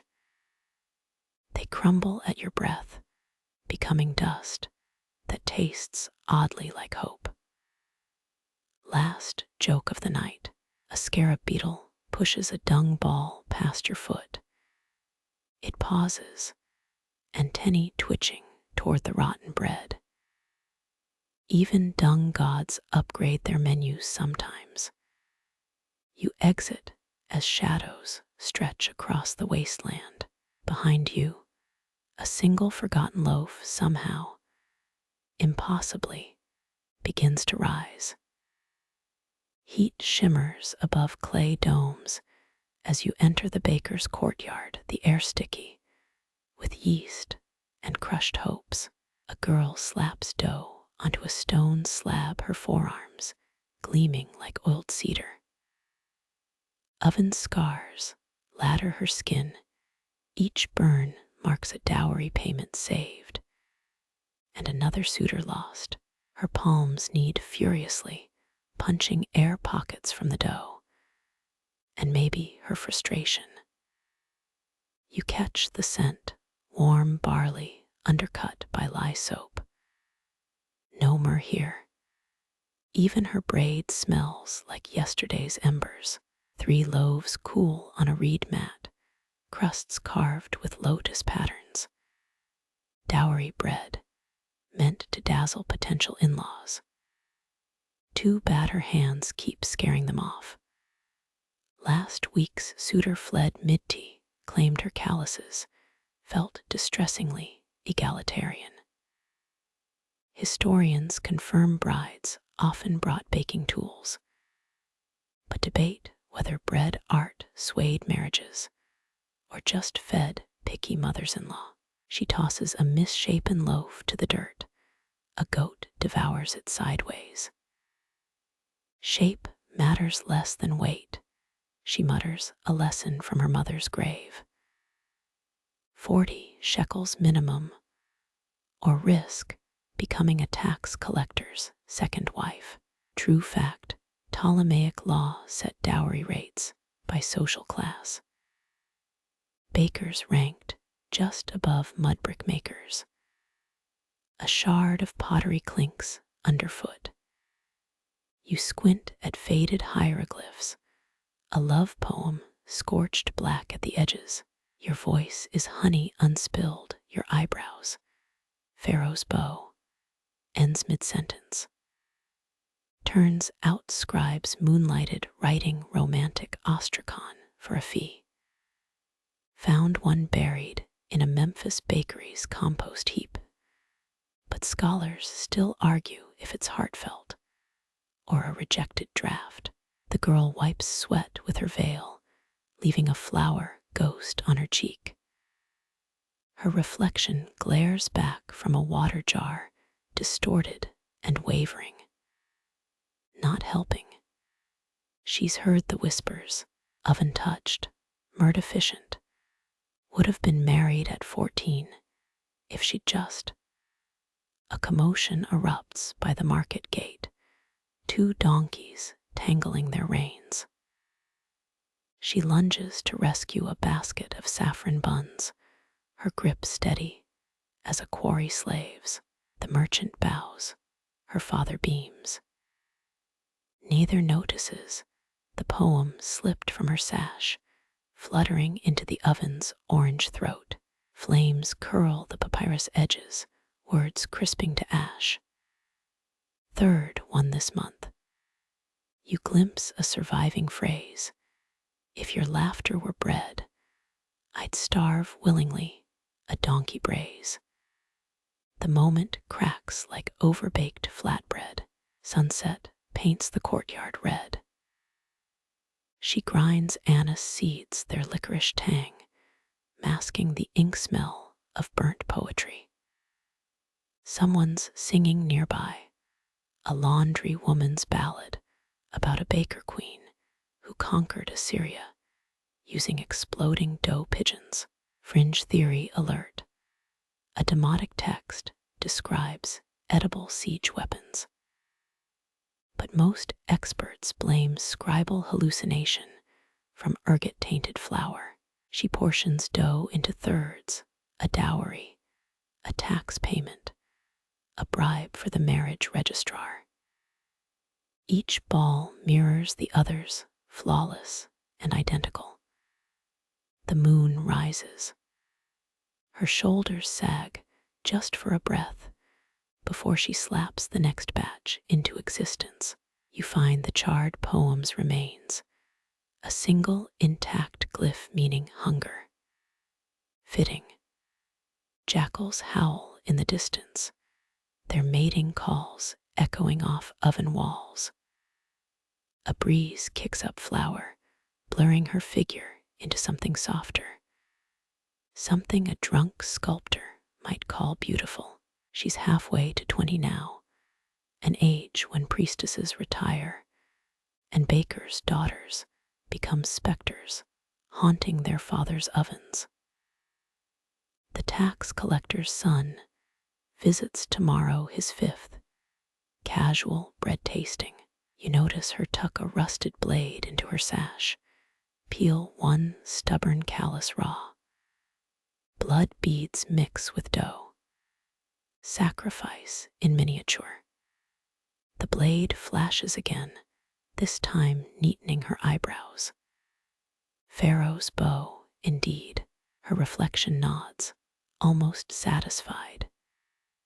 Then she's back to work, stoking fires, rotating loaves, surviving. By dawn, the courtyard smells of perfection, golden crusts, singing as they cool.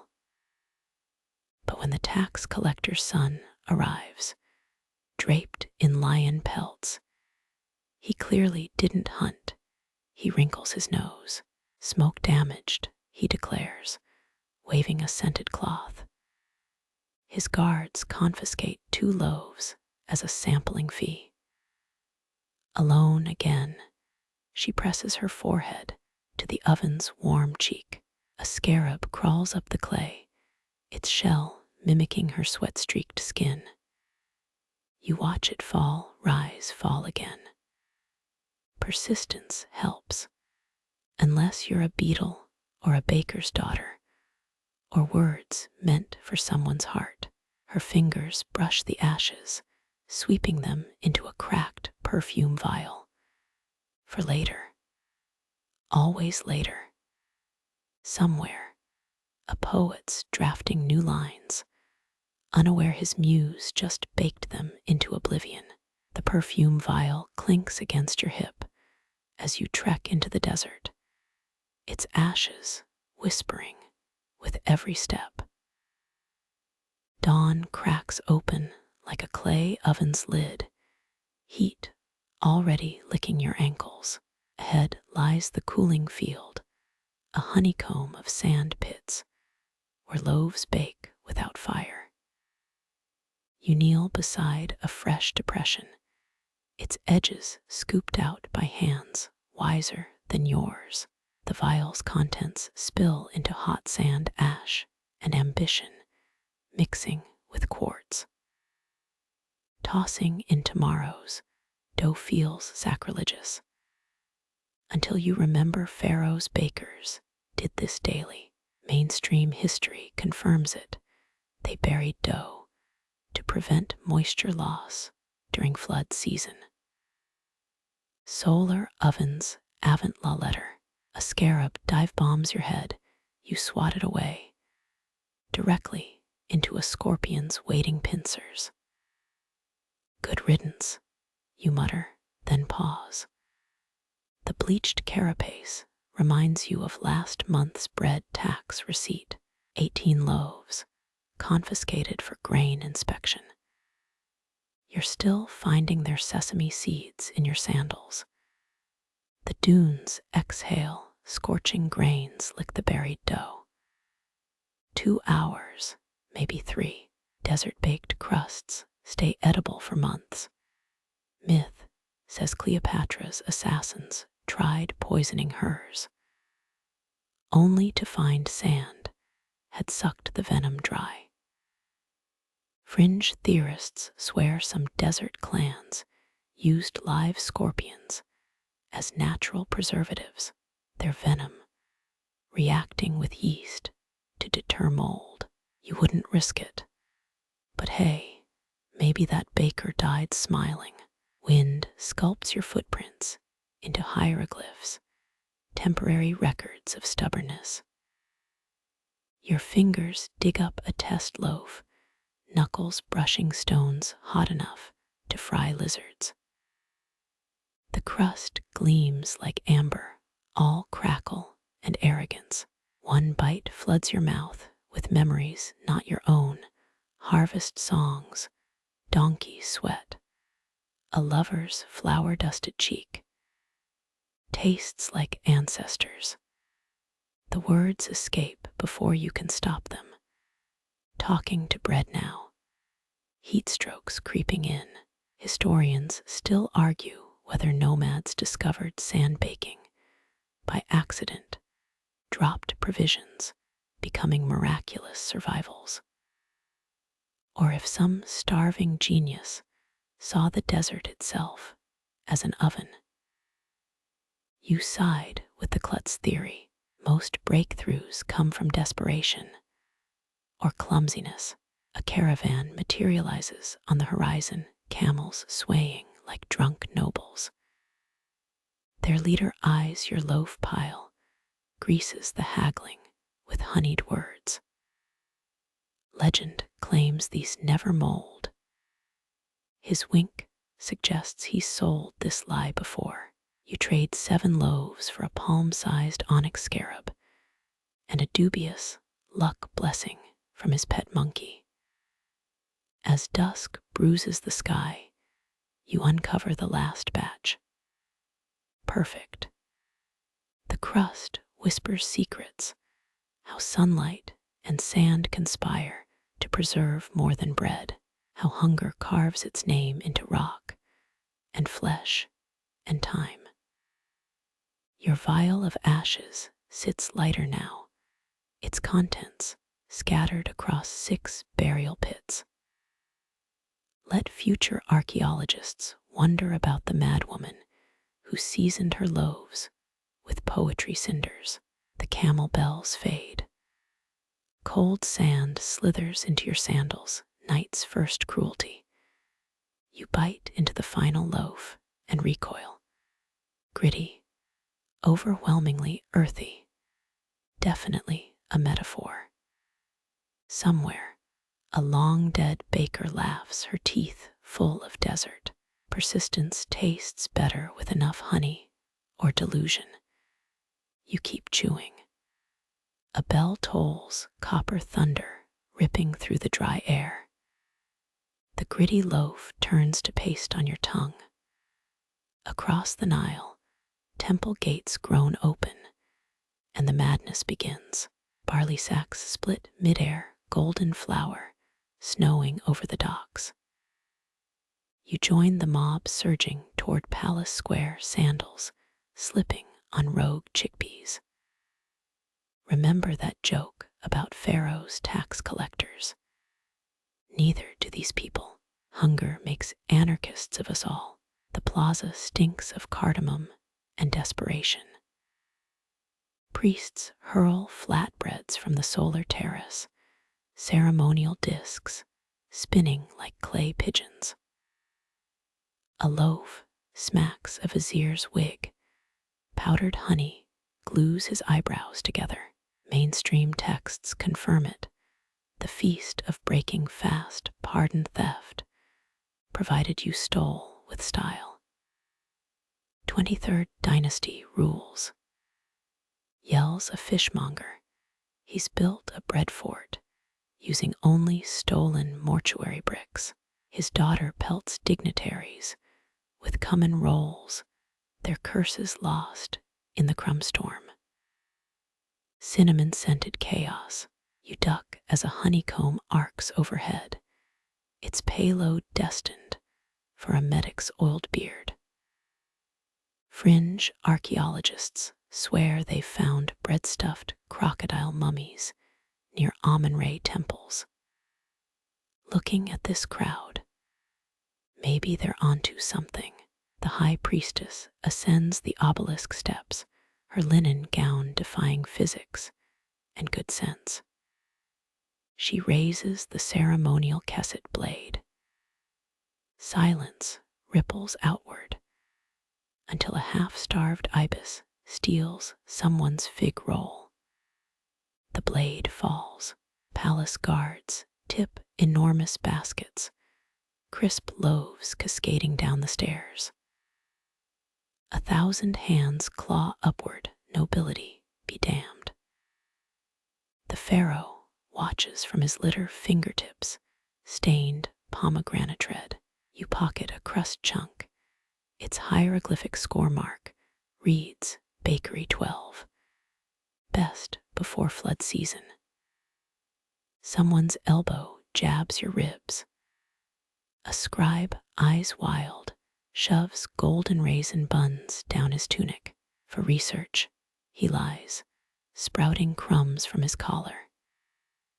Historians still argue whether the bread hail aimed to feed the crowd or appease gods bored of perfect offerings. A donkey cart overturns. Sesame discs skitter into the crowd. Women use their skirts as nets. Boys stuff loaves into irrigation ditches, future soggy treasures. You spot a priestess trading adultery amulets for rye twists. Supply and demand, baby. The Pharaoh snaps his fingers. Guards release jackals, their collars studded with turquoise. Panic. The mob becomes a stampede, crushing bread into the sandstone. You leap onto a date vendor's cart and come face to face with a thrush. It stares. You stare back. Its beak holds a communion wafer-sized crust. Dark eyes say, This is yours, before swallowing the evidence. You're witnessing the birth of a hieroglyph, a moral fable they'll chisel into some poor kid's homework. Silence descends with the dusk. The square resembles a well-kneaded dough indentations everywhere. Nobles pick shards from their hair slaves, lick honey off sacred statues. You unfold your stolen crust. Sunset glints off the baker's mark, a spiral symbolizing tidal bread rations. Bite down, burnt coriander, royal grade salt, and the tang of fingers that shaped this 6,000 heartbeats ago. Somewhere, an oven's ghost exhales. Let them debate proper feast etiquette. You've eaten history tonight, flavored with greed, chance, and one ibis's sticky revenge. Moonlight bleeds through palm fronds, your shadow stretches toward dunes shaped like giant loaves. Abito sleeps, mostly. Underfoot, something hums, not your ears, your souls. You kneel. Sand slips away, revealing a clay arch buried since SETI I ruled. Mainstream academia adores this place, storeroom of the dead, oven of the afterlife. Your flashlight dies on schedule. Who needs batteries when ghost ember glow rises from cracks? Touch a brick, it's warm. Blame geothermal vents if you're boring. Blisters bloom on your palm within seconds. The pain tastes like narration. You wrestle your hand free. It leaves a dough print in the clay. When historians dig this up tomorrow, they'll call it ritual symbolism. Suckers. Fragments flood your mind, not visions, more like phantom kneading in your joints. Some poor baker's muscle memory hijacking your tendons. His name, lost. His grudges, fresh as yesterday. That neighbor who stole his yeast starter, still a prick. Dust swirls into a mini tornado over the central mound.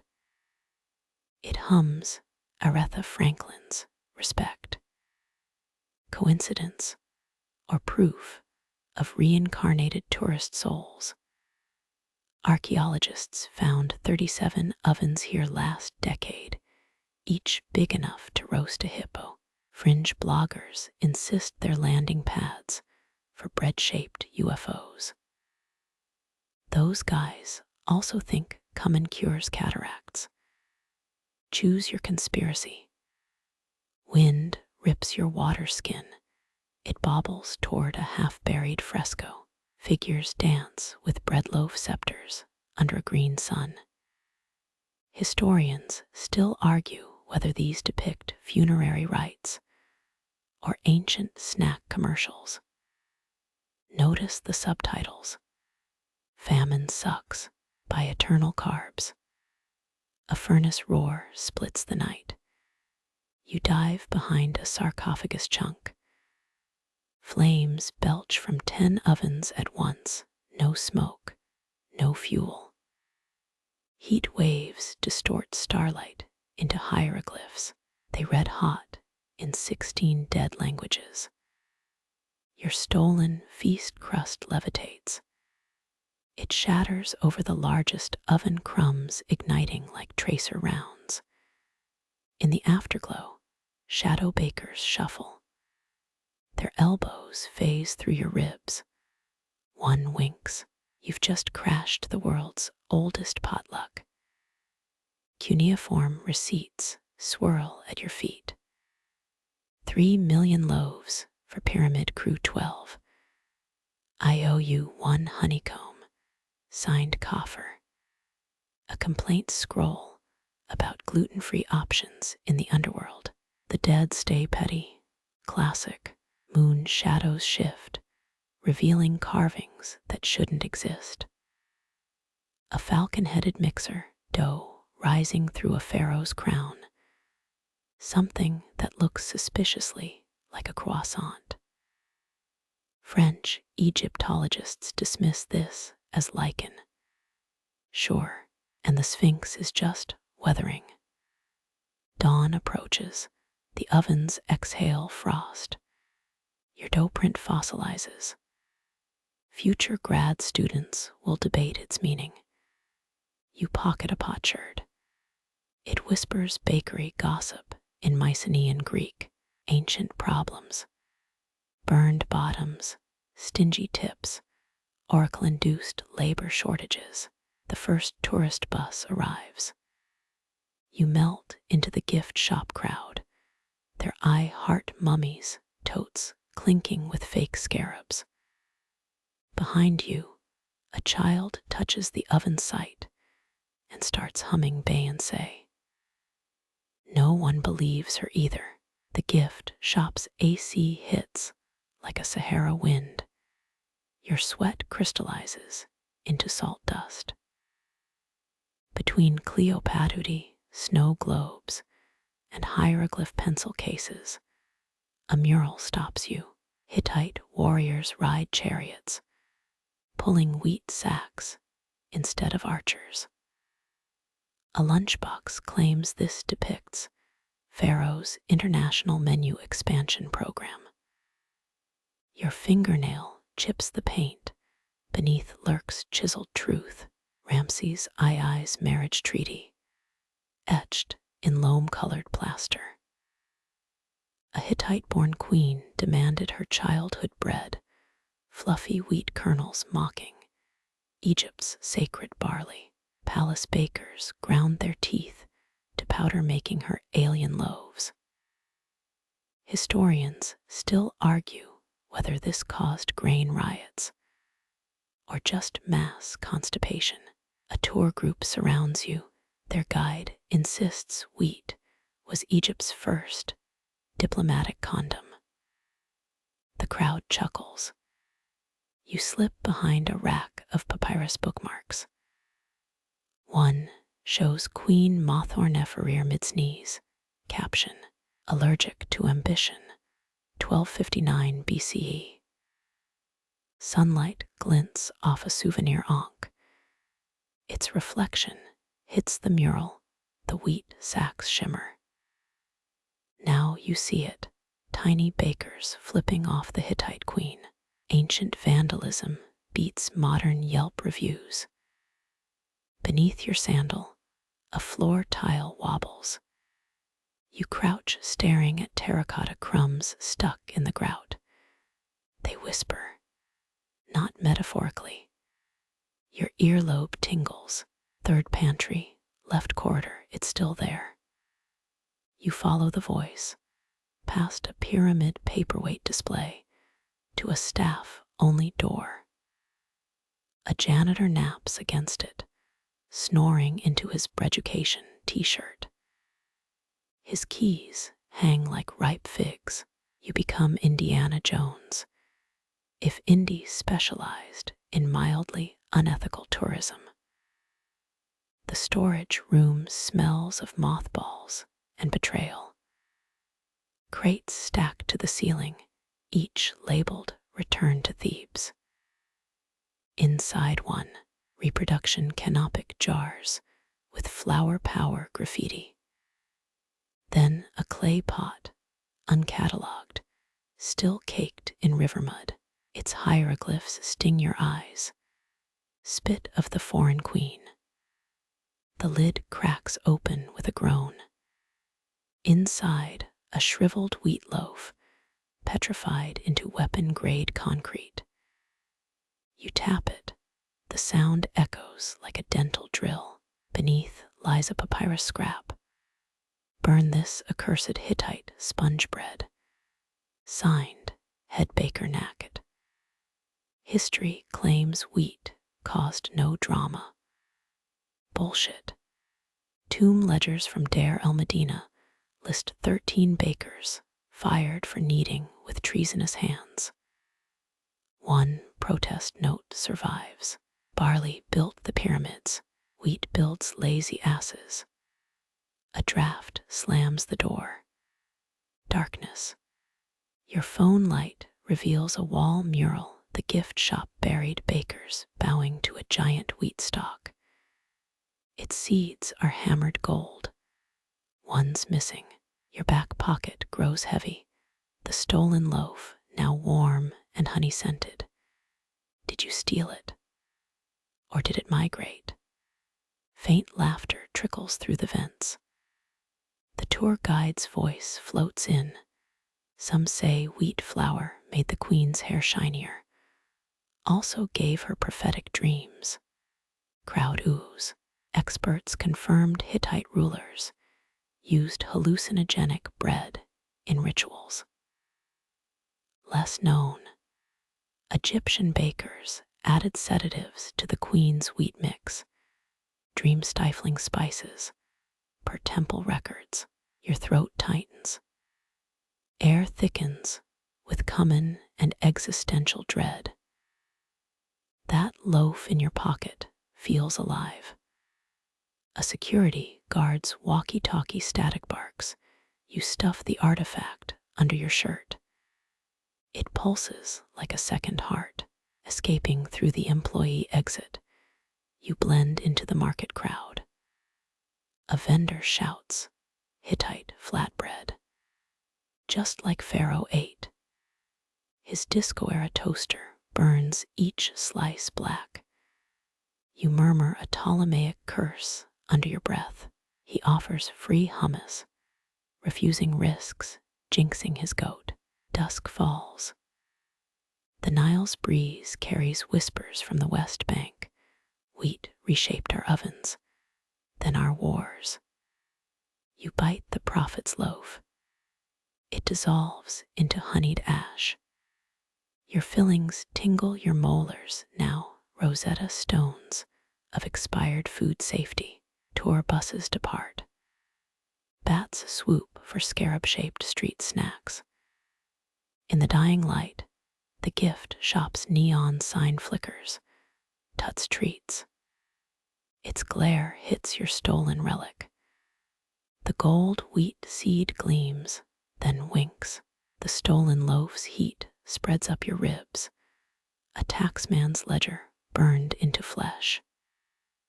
Damp market air sticks to your throat. Ahead, a vendor's scale wobbles under figs. Your fingers clench around the relic. Its edges dig crescents into your palm. Memories not yours surface. A copper bowl of grain, sunlight glinting off its rim. Scribe sandals crunching on courtyard gravel. Voices chant. 1/5 for the white walls, 1/5 for the arrears department. Your left eyelid twitches. Ancient math drills through your skull. Tax collectors carried feather scales. Myth claims Mad plucked herself. Reality. Reed baskets chewed by rats. Ledgers from Elephantine Island list embezzled loaves as mold donations. Historians still argue whether waymasters shorted Pharaoh or just sucked at fractions. A donkey brays you jump. Its saddlebags overflow with pita bread stamped with Bess' grinning face. Protection charm or IRS logo. The vendor winks. Guaranteed audit proof. If consumed before sunset, your relic hums. Dust motes swirl into shapes. Clay tablets float midair. A baker's plea etched in cuneiform. Take my son, but leave the spelt. The air smells sudden and sharp, burnt barley. 5th Dynasty records confirm children as tax collateral. But here's the twist. Scrolls found in Abusier mention bread tonic rebellions. Teens chugging fermented dough to fake illnesses. And escape scribe apprenticeships. A tourist group blocks your path, their guide mimes kneading. And if your bread was underweight, he draws a finger across his throat. Kids giggle. You know better. The Brooklyn Museum's ostraca shows a baker's son feeding ibises, while sketching caricatures of his new boss. Shadows lengthen. The river breeze carries a new stench, overripe apricots and ledger ink. Your stolen loaf vibrates. Hieroglyphs bloom on its crust. Year 12 deficit, docked rations. You duck into an alley. Mud brick walls press close, their cracks oozing the same black resin tax seals used. Ever lick a 3,000-year-old adhesive? Tastes like disappointment and fig pulp. Voices overlap modern Arabic, ancient Demotic. 5 loaves for the granary, 3 for the temple, 2 for a bead of sweat rolls down your neck. Tax rates fluctuated more than Nile floods. Pharaoh's cut rising with each fat harvest. Moonlight hits your relic. A scene flickers. A baker burying dough balls in a cesspit. His hands shake, shaving ounces off each ration. But dig sites prove the real crime was mold. Tomb paintings show inspectors pocketing spoiled loaves, then reselling them as miracle cure suppositories. A cat yowls. Your phone buzzes, low battery. The alley dead ends at a bakery's steel shutters. Anubis bakery, devour the underworld. Special, mummified garlic bread. Your relic's heat spikes. You grip it like a live grenade.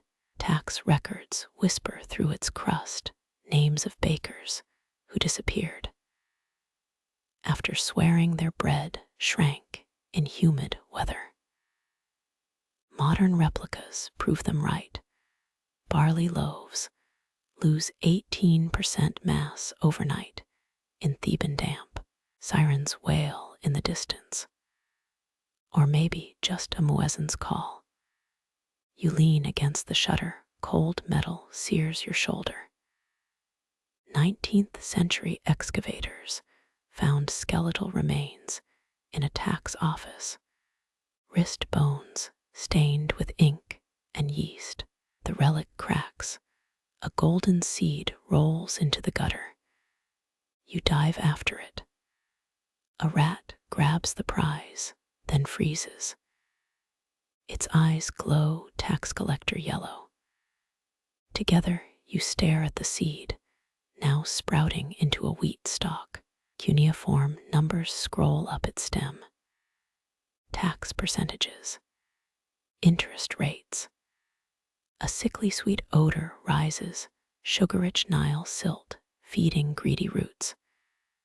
Papyrus fragments taught us taxmen tracked lunar cycles, adjusting grain measures with the moon's thieving glow.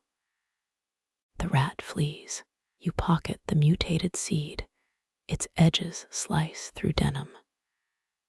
Two cops round the corner, flashlights probing shadows. You become a statue. They discuss breakfast. Taxes on simmet bread went up again. Pharaoh needs new sunglasses. Their laughter fades. Your phone dies. The wheat stalk crumbles, ash blowing towards Luxor temple. Somewhere, a bureaucrat's ghost sighs over unbalanced books. Dawn scratches the sky. Your shirt bulges with relic shards and tax code debris. A cafe emerges from the haze. Its neon sign hisses. Espresso and estate planning. You order Turkish coffee. It arrives with a hieroglyph-stamped receipt and a foam lotus floating in the cup. The foam lotus dissolves. Bitter coffee washes away relic dust on your tongue.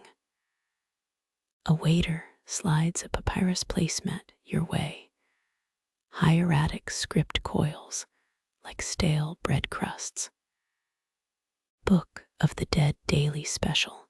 Unleavened answers, leavened questions.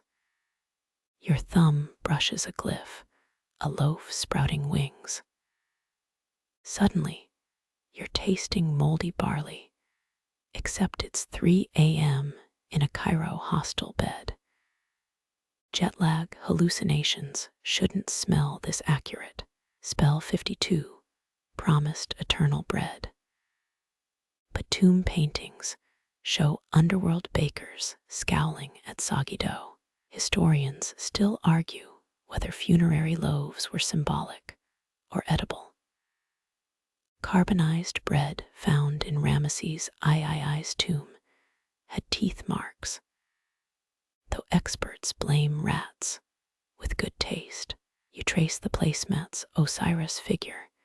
His wheat sheaf scepter bends like a question mark. The cafe's AC kicks on, mimicking desert winds. A gaunt man at the next booth mutters about Ka particles in gluten. Modern fringe theorists claim Pharaoh's engineered wheat to store consciousness. Peer-reviewed journals disagree. But try finding a decent baguette in the Jewett. Your coffee cup reveals another hieroglyph, this one a mummy clutching a baguette. Early copies of the Book of the Dead listed 17 required bread types for the afterlife. By Ptolemaic times, down to 5. Inflation hits everyone, even corpses. The waiter returns. More sugar, or perhaps a millennium-old wheat strain. He drops a honey-drenched biscuit. Its hieroglyphic stamp reads, "Audit approved." You bite gold leaf sticks to your molars. Memphis tax records mention sweetener bribes. Temple bees worked overtime during harvest season. Heat shimmers distort the room. Voices overlap. A priest chanting spell 106. A chef yelling fire the third oven. And a kid crying over dropped flatbread. You blink. The cafe's painting altars. Anubis now holds a crust instead of a scale. Here's a fact. The Book of the Dead's field of reeds wasn't just paradise. It was a bureaucratic maze. Even with perfect bread offerings, you needed spell receipts to bypass demonic tax collectors. Your receipt curls at the edges total 1,500 deben of imaginary grain. A fly lands on your biscuit, its wings iridescent as Thoth's pectoral. In 1922, Carter's team found desiccated flies in the Tomb's bakery section. Some claim they're cursed. Others say they just really loved carbs. The gaunt man slides into your booth. Demotic texts prove co-energy needs gluten to manifest. His breath smells of carob and conspiracy. You nod, nodding safer than engaging. He sketches a pyramid on a napkin, each layer labeled with sandwich ingredients. Suddenly, your stool dematerializes. You're floating through a 3D menu of funerary breads, dense military ration loaves, airy priestly buns, the infamous lamentation roll, filled with onion tears. A disembodied voice offers nutritional facts in cubits per calorie. Back in the cafe, the man's gone. His pyramid napkin depicts a scorpion biting a croissant. Reality glitches again. Waiters morph into ibis-headed scribes. One squawks, "Mortuary bread mustn't rise higher than the deceased's ego." Modern Egyptian families still leave ghost meals at graves, fried dough drenched in honey. Archaeologists found a 4th century Coptic skeleton clutching McDonald's fries. But that study got buried faster than a poorly wrapped mummy. You reach for your cup. It's now a faience goblet oozing beer foam. Bread's boozy cousin, the Book of the Dead, pairs each loaf with a specific beer, including a resurrection lager brewed with date palm ambiguity. Your phone buzzes back to life. 37% battery, 37 missed calls. A notification flashes. Jewett Gate update. Underworld IRS extends filing deadline. The foam lotus reconstitutes. Its petals wilt into hieroglyphs spelling audit pending. Light fractures. Dust motes become airborne recipe fragments. A spell for bread that placates crocodile-headed tax auditors unravels near the sugar jar. You copy it on the placemat until the waiter confiscates your pen. No outside incantations.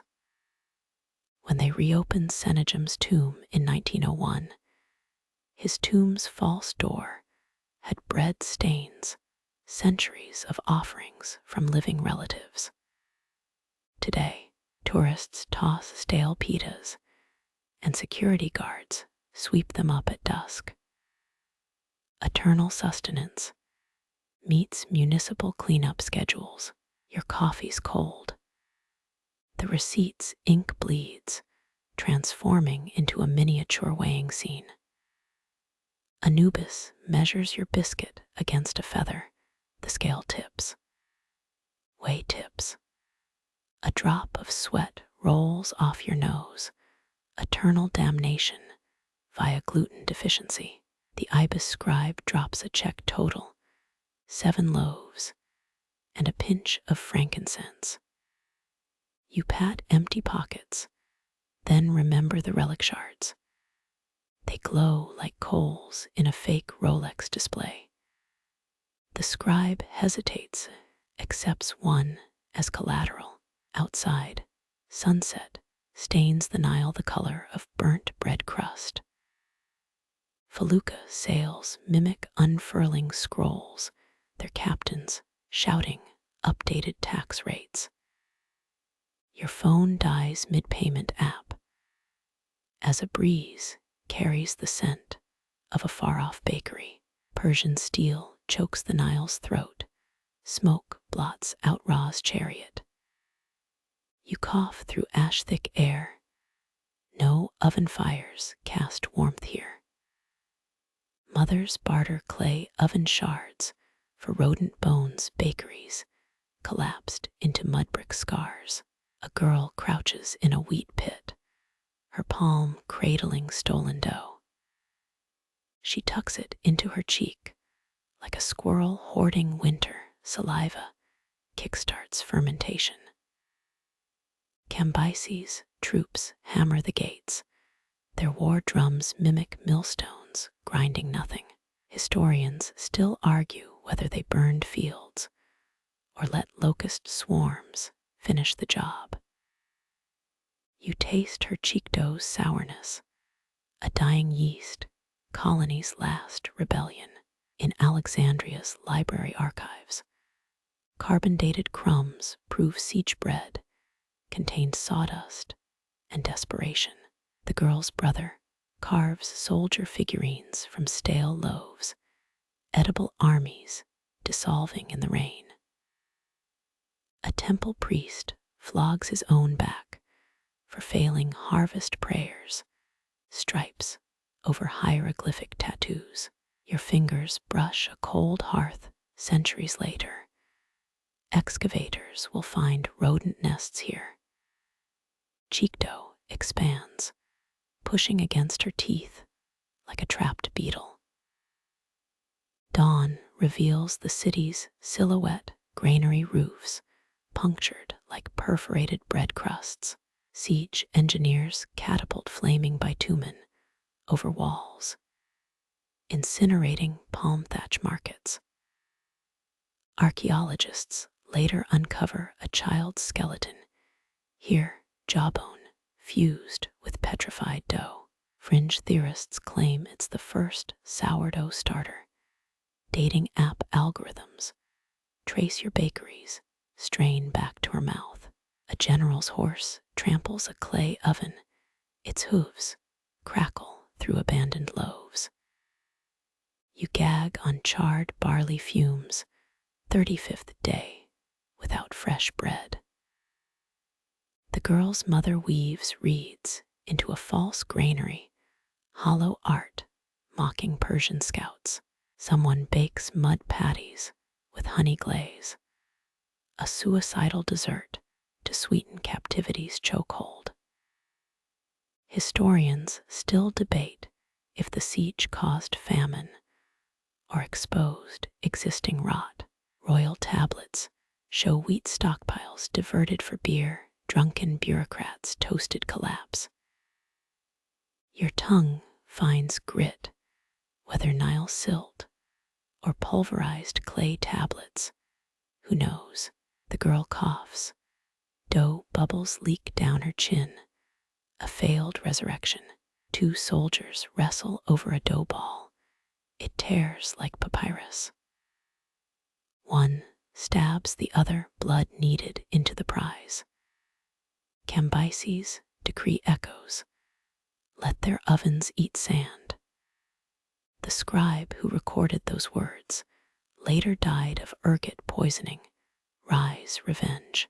You spot a baker's ghost, kindling phantom flames. His hands pass through clay. The girl's dough now grows mold, penicillium crushing Saccharomyces in microscopic war. A scholar's footnote claims she inspired Cleopatra's beauty regime. Yeast facials to outlast empires. Clouds mimic rising dough. Thunder cracks the sky's crust. First rain in 7 months floods the wheat pits, muddy gruel for the desperate. A boy licks his sister's cheek, stealing sourdough with a flick of his tongue. The west wall crumbles. Persian arrows pin fleeing bakers like scarab specimens. Siege survivors whisper of a mythical last loaf, baked in a soldier's helmet. Carbonized remains found near Bubastes match this legend, or maybe it's just campfire trivia. Your vision blurs, time layers itself like laminated pastry. Modern bakers replicate siege bread at food museums. Tourists Instagram it half-chewed. The girl's dough ferments too fast. Her cheek swells, drawing scavenger stares. Her mother slits the abscess. Yeasty pus oozes onto a palm frond. They rub it into ash, creating a starter that outlives dynasties.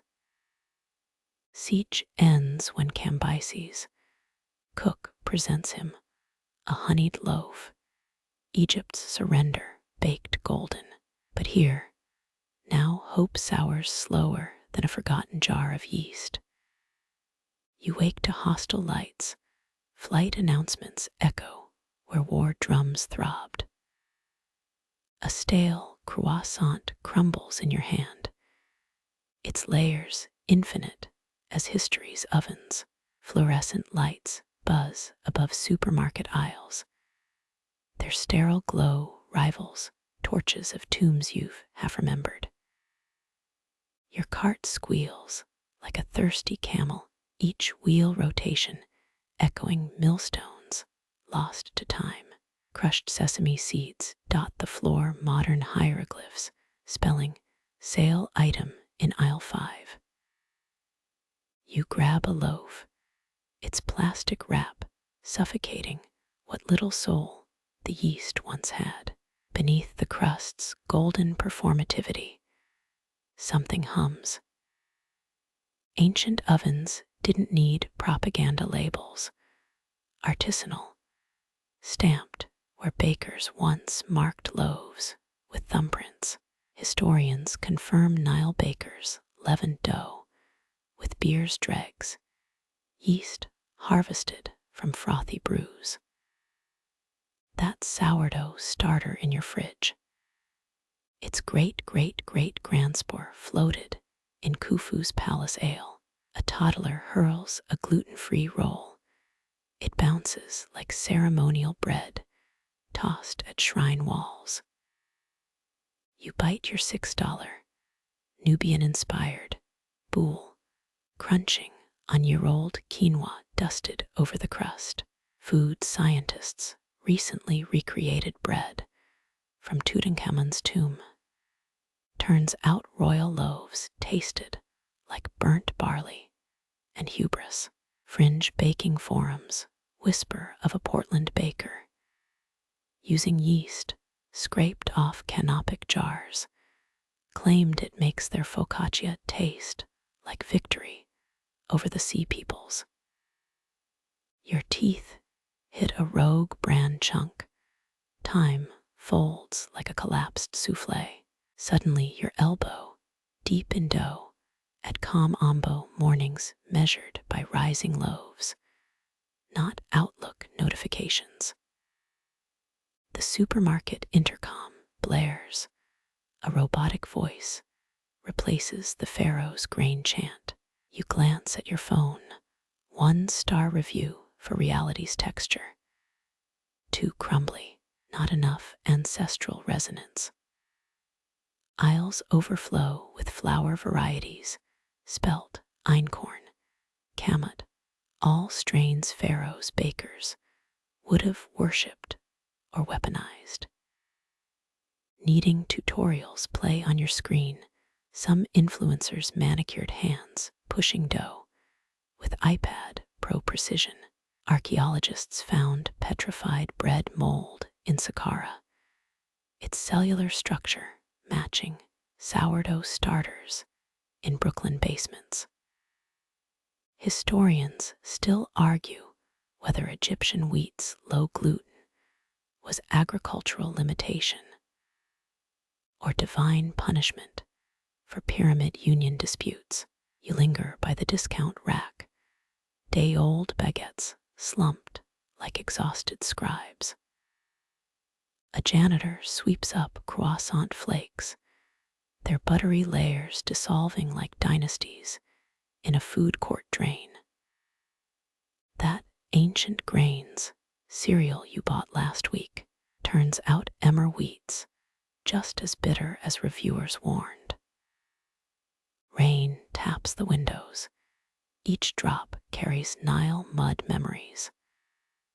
Your shoes stick to spilled oat milk, a sensation not unlike wading through inundation season fields.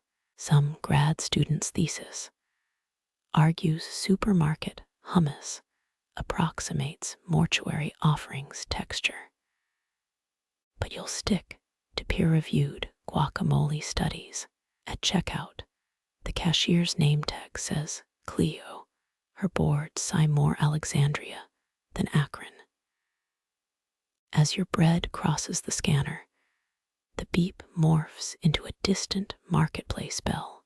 Credit card chips echo clay token exchanges, interest rates carved in cuneiform. The receipt unfurls like a papyrus tax ledger. 75 shekels of imported olive oil, paid in barley equivalents. Outside, a food truck sells Pharaoh's flatbread, its owner adding za'atar like a priest anointing sarcophagi. You bite into steaming dough, cumin seeds sparking synapse fireworks. Carbon dating confirms 5% of commercial yeast shares, DNA, with Thebes bakery district ruins. Does that make every birthday cake a funerary monument? Traffic horns replace war elephants. Exhaust fumes mimic oven smoke. In your pocket, the hostel's free biscuit fossilizes. Another artifact for future grocery archaeologists. That podcast you half heard claims Cleopatra's lipstick contained bread mold pigment. You make a mental note to fact check right after Googling best tomb-friendly microwaves. Home now, blinking router lights substitute for hearth embers. As your toaster hums, consider this. 4,000 years later, we still burn bread. Charred Pop-Tarts mirror offerings left for Anubis. If Anubis craved processed cherry filling, you spread butter over warm crumbs, anointing your own modern altar. Somewhere beneath Memphis sands, A baker's ghost nods, approving your half-baked homage. Every supermarket loaf carries a whisper. Eat your history. It's expiration dated. The supermarket lights hum, softening into hearth glow as your keys click-lock the apartment door. The toaster's coils blush like embers, its Pop-Tart offering charred at the corners. A carbonized hymn to hungry ghosts. Butter melts over warm crumbs, golden rivulets tracing maps older than parchment. Your kitchen window fogs, street lamps diffusing into Memphis, long gone ovens. That 12-grain loaf on the counter. Its split crust breathes, a rhythm older than the Nile's daily bread deliveries. Archaeologists proved last week every commercial yeast packet shelters spores from Thutmose, III's breweries. Your thumb grazes the plastic wrapper, its crinkle song, not unlike papyrus unfurling. Rain murmurs against glass, a lullaby sung to drowned barley fields. You imagine the janitor's broom downstairs, sweeping croissant flakes into constellations Cleopatra herself might have navigated by. The fridge light blinks, a hesitant star over sourdough starter bubbling in its jar. Peer-reviewed studies confirm it. Your San Francisco-style culture shares mitochondrial DNA with a Thebes baker's clay pot. Time thins like stretched dough centuries, collapsing into a single breath steam, rising from teacup to ceiling. You press a palm to chilled tile, cool as calm Ambo's pre-dawn workbenches. That half-eaten, Nubian-inspired boule on the counter. Its quinoa crust glints, dusted with what might be sand, or stardust, or both. Historians still debate the ratio. Rising neon from the bodega sign paints your walls, electric auroras over linoleum dunes. A car alarm's wail becomes a distant camel's protest, echoing through supermarket parking lots, desert highways. The same worn throat of night. Your phone's screen dims, its recipe app fading into star charts for pyramid alignment. That forgotten biscuit in your coat pocket. It crumbles softly, sand-turning hourglass quiet into tomorrow's archaeology. Beneath the city's hum, if you still your chewing, you'll hear it.